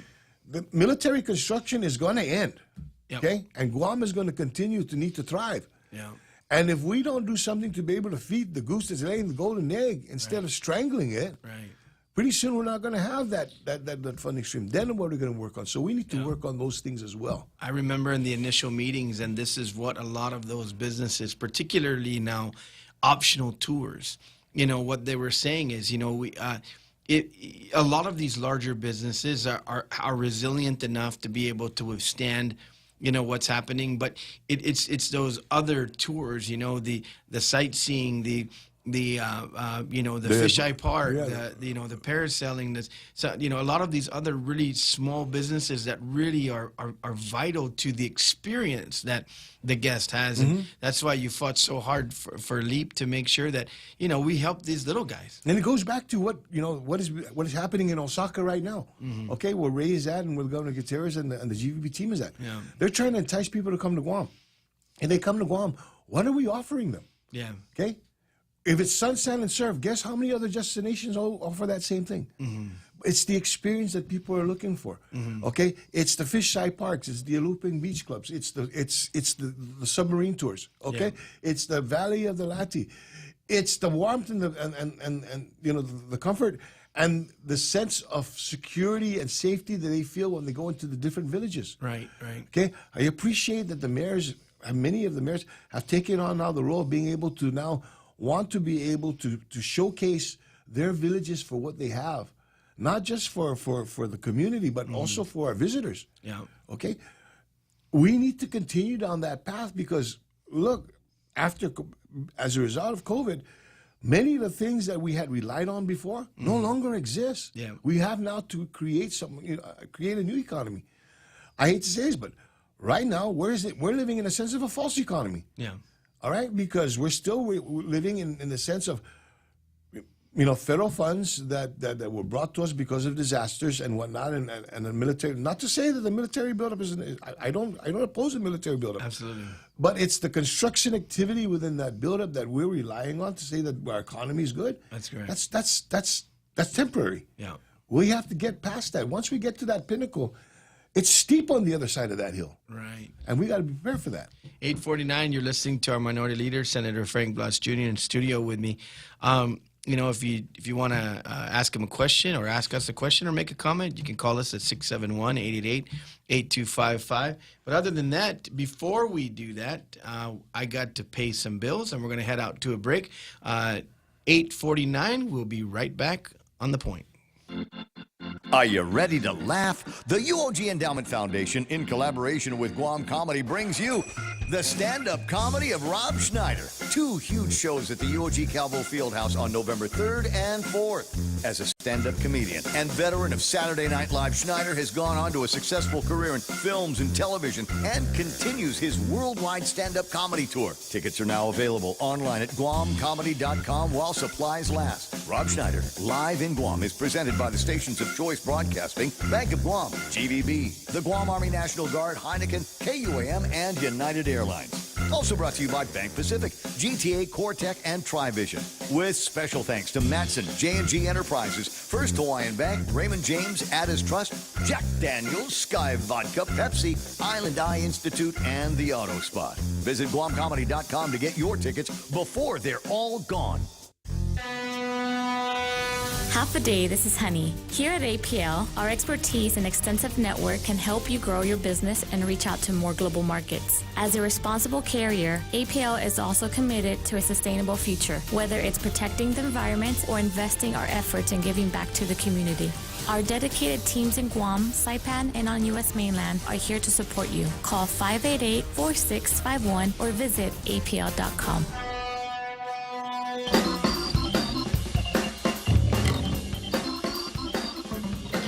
Alpha Day, and welcome back to The Point. 8:51. You guys only have to put up with me for 9 more minutes, and then Ray will prove that he's not goofing off and be back tomorrow all the way from... You keep getting in trouble, Real Joe. You keep laughing about that. I like to take a risk. I'm going to start calling you Toka Joe. Toka. Hey, but Pari, we're going to have to... not that we wouldn't want him around, but we're going to have to make sure that Ray continues to love him, because he said, you know what, dude? Fine, they fired me. I'm going to come down to the legislature, hang out with you guys. I tell you what, he's probably also the most humble person. Okay, I don't know if he does this to you, okay, but when he texts me in the morning, first, if he knows he's waking me up, all right, and he goes, "Can you please call in?" Okay. With a heart and everything, I'm like, oh. Nah, Real okay, Joe. How can I not say? He's a rockin' producer, man. I've done Yes. I've done a number of different stand-ins and substitute and different. But I like to make him panic programs. because I know that about, when he says to call in at a certain time, I'll wait, right? And then right as I see him typing, then I'll press OK, call. What I love is when he sends me the number. Daddy got to Joe. If I don't know the number already, I'm in big trouble. So that's when I know the number means now, right? Yeah. Gotta use the honey, not the vinegar. Yeah, you're the man, Joe. And it's been fun for the last couple of days. Absolutely. So thanks for having my back, and thank you for having my back. Thanks. Thank you for having my back. Yeah. Okay. A lot of people don't know this, okay, but you and I have been in the political, have grown up, and we've had our knockdown, drag out fights. Absolutely. You remember that, Ken? But No at the end of the day, question we knew that what the conversation that we needed is to make things better. Absolutely. Okay, and that's what I've always respected about you, Par. You too. And a lot of people wondering, how come you two call each other Par? Yeah. It's because that's the close. That's okay. Instead of calling him Tselu or brother, Par. Absolutely. And I really appreciate it. I appreciate the work, that all of us really in the caucus and the Republican side have been doing. I really we're going to go in maybe this afternoon and start discussing as we wrap up this discussion today. As far as I'm concerned, OFB says Tadza Salapi. BBMR says Tadza Salapi, but we know where there's Bula Salapi, right? Mm-hmm. Yeah, I think to the tune of about $215 million. Yeah, and I know you, Par. We're ready to go. I mean, I said it in the last session, and I know some of our colleagues are like, "Why are we cutting off?" Conversation. The bottom line is, you can find 500 different ways to ask the same question, but. I just want to let our listeners know, particularly those our Facebookers and those who pay a lot of attention to what's going on down there. In the end, and this is no aspersion on the individuals that are in front of us, but we've also been around working with the executive branch, Par, and the bottom line is that when it comes down to it, you can beat those guys up as much as you want. What we're trying to get is the true answers. But in the end, they don't make the decisions. Right, exactly. But also, Par, we have been in positions. We worked in two different administrations. Correct. Actually, and the full over of the third administration, which I can say had the same kind of problems. Mm-hmm. We had to be on a biweekly basis. We had to squeeze 2 pennies to try to get a third penny out so that we can make bill payments and everything. Absolutely. And we're sitting now in a session hall where. The discussion of 2 million here, 3 million there. It's easy. It's like candy. I'm like, have you guys forgotten? Yeah. Or don't you know about how difficult it's been if we don't take care of ourselves? Yeah. Even if we do take care of ourselves. Yeah. All right. In the Ada Blas administration, when you had the boom in the Asian economy, right? Okay, and things were taking off. Yeah. One of the things that I appreciate that happened back then, and I tell you what, even in Carl Gutierrez's administration, all right, that there was means to ensure that we had enough money to be able to take care. We didn't ask the community for any more money than we needed to be able to take care of operations, and then we gave our employees the tools to be able to do this. Right.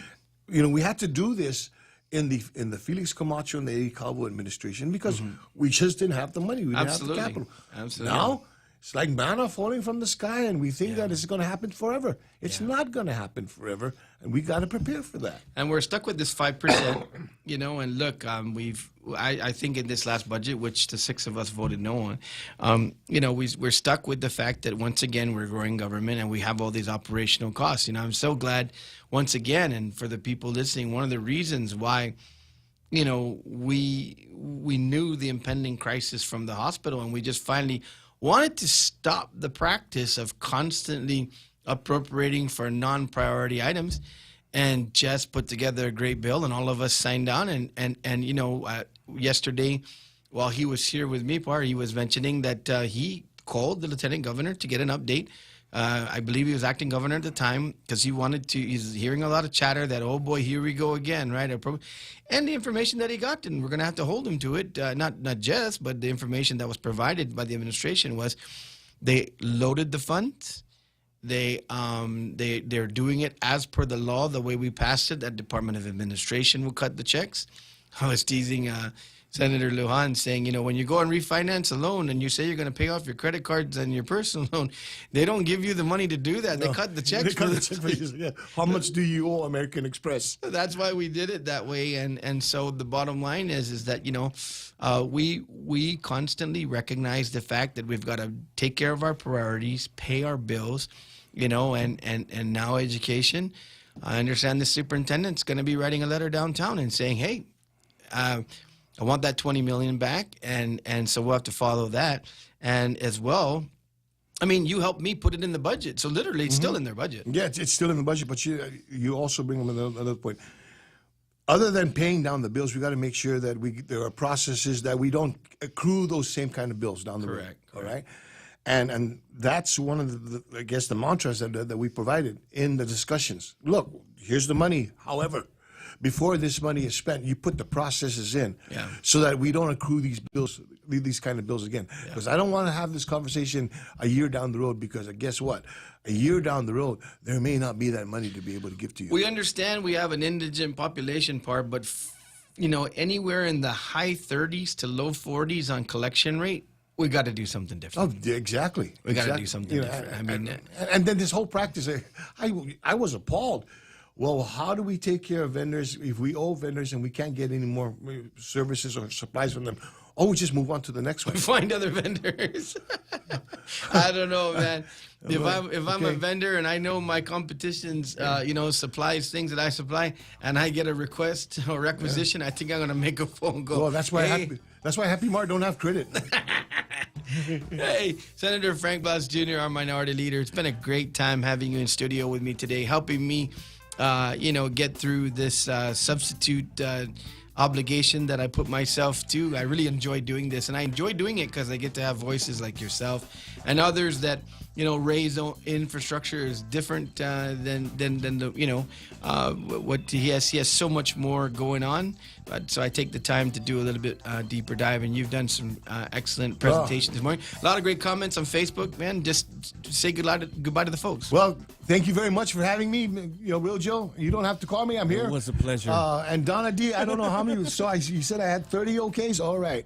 But, Chris, thank you very much. And to the people of Guam, thank you very much as well. 93.3 KUSG. I got ya. Come on back.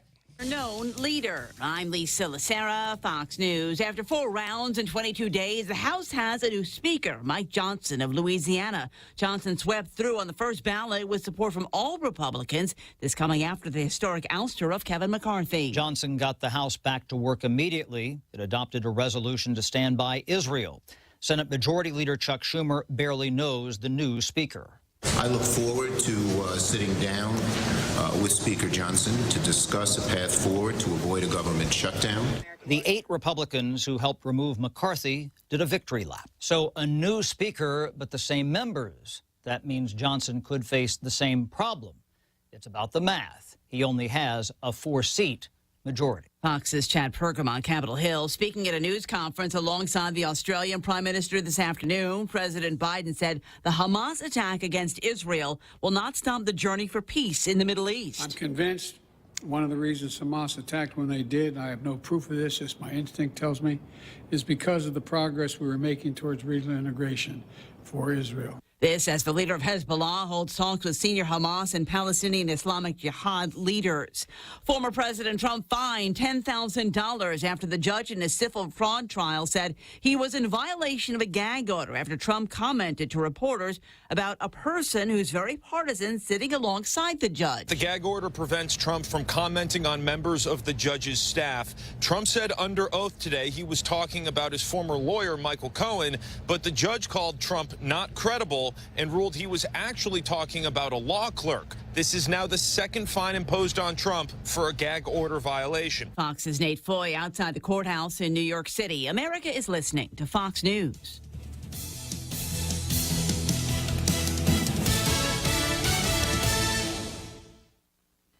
I'm Dana Perino, co-host of The Five and co-anchor of America's Newsroom. Join me for my brand new podcast, Perino on Politics. Listeners of Everything Will Be Okay will gravitate toward this podcast too. Every Monday, I'm going to talk to people I trust in politics as they tell me what they're seeing and thinking in the 2024 election cycle. As they prep me to cover the upcoming election, they'll prep you, the voters, too. Make sure you subscribe to this series on FoxNewsPodcast.com or wherever you download podcasts and leave a rating and review.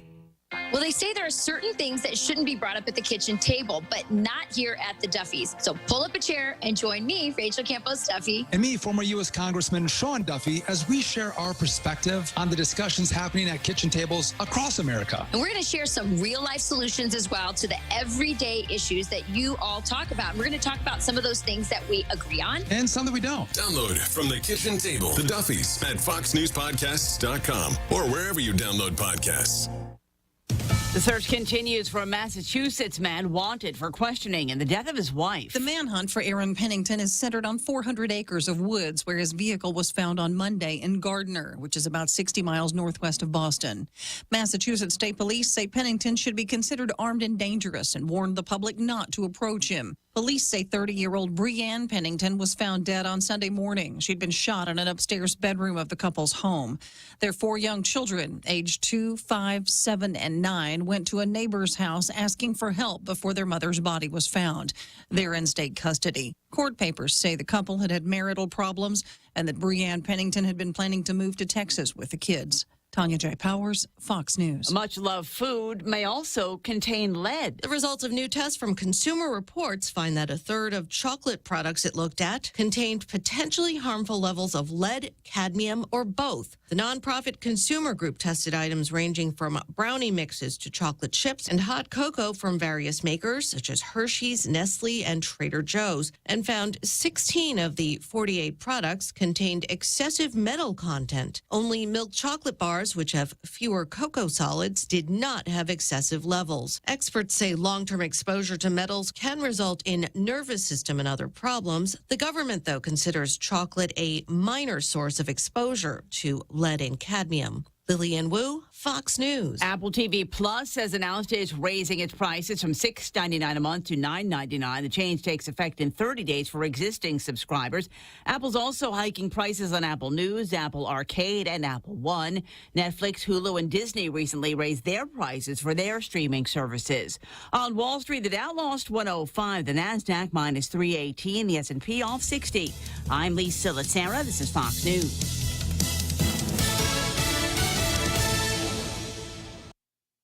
I'm Ashley Dvorkin with a Fox Celebrity Profile with host Jack Maxwell of the show American Homecoming, a home renovation show giving back to our veterans. Tell me about the DAV and the work that they do. Yes, they're one of many partners. Disabled American veterans, they do so much. They really do. I mean, sidebar thing, I did something else for DAV after this. Basically, it's a PSA meets a half-hour show. We talked to 3 vets. 2 of them are on the show about what it's like to go through what they do and how important it is to be remembered and to be assisted along the way. And that's strictly DAV. So we appreciate everything they do. We're very happy to be partners with them. And we hope we can be down the road if this goes as a series, which we're hoping for. The pilot is on AmericanHomecoming.tv. Maxwell says the goal now is to spread the word so they can do more American Homecomings. There's a whole long list, as you might imagine, of people in this situation. So we can't wait to get to the next one. Ashley Dvorkin, Fox News.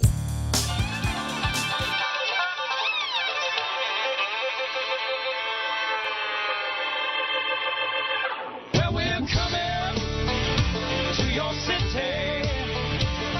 Gonna play our guitars and sing you a country song. We'll all be flying higher than a jetliner. And if you want a little bang in your yin-yang, come along. We cannot give up on peace. We cannot give up on a 2-state solution. Israel and Palestinians equally deserve to live in safety, dignity, and peace. I'm against Speaker Light. I'm against Bud Light. I believe it is a constitutional desecration to not elect a Speaker of the House. And that's the kind of attitude I think we got to have. The quickest way to get all this working is to get a Speaker elected. That's what I hope we can do today. Freedom is back in style. Welcome to the revolution. Yeah, we're coming city. Gonna play our guitars and sing you a country song. Sean Hannity. The new Sean Hannity Show. More behind-the-scenes information on breaking news and more bold, inspired solutions for America. All right, thanks, Scott Shannon. Hour 2, Sean Hannity Show. Here's our toll-free number. It's 800-941-SEAN. You want to be a part of the program as we continue today. I was actually, now I want to be very, very clear about this. I was happy at the news when I heard a partnership with Anheuser-Busch and with our friend Dana White, of course, with the UFC, the world's premier mixed martial arts organization. If you listen to this show, if you have listened to this show for any length of time, it's a personal passion of mine. And that they are now in a partnership together. Now, I looked at this at first and I said, okay, I think we got our apology. Because it was so frustrating to me. In all my life that I've been on radio, 30-some-odd years, all the years I've been at Fox, I've now started my 28th year, I've never been part of this cancel, call for firing, boycott, silence, voice movement ever. And when this issue came up with Anheuser-Busch and Bud Light, and I saw people's reaction to it, I understood it. However, my first thought went to, and I expressed it at the time on the air many times, went to, this boycott has really taken hold. Those guys that drive the trucks and have paid a lot of money for these routes all around the country, because Bud Light at the time had been the number one best-selling beer in America. I said, these guys are going to be the ones that ultimately get hurt here.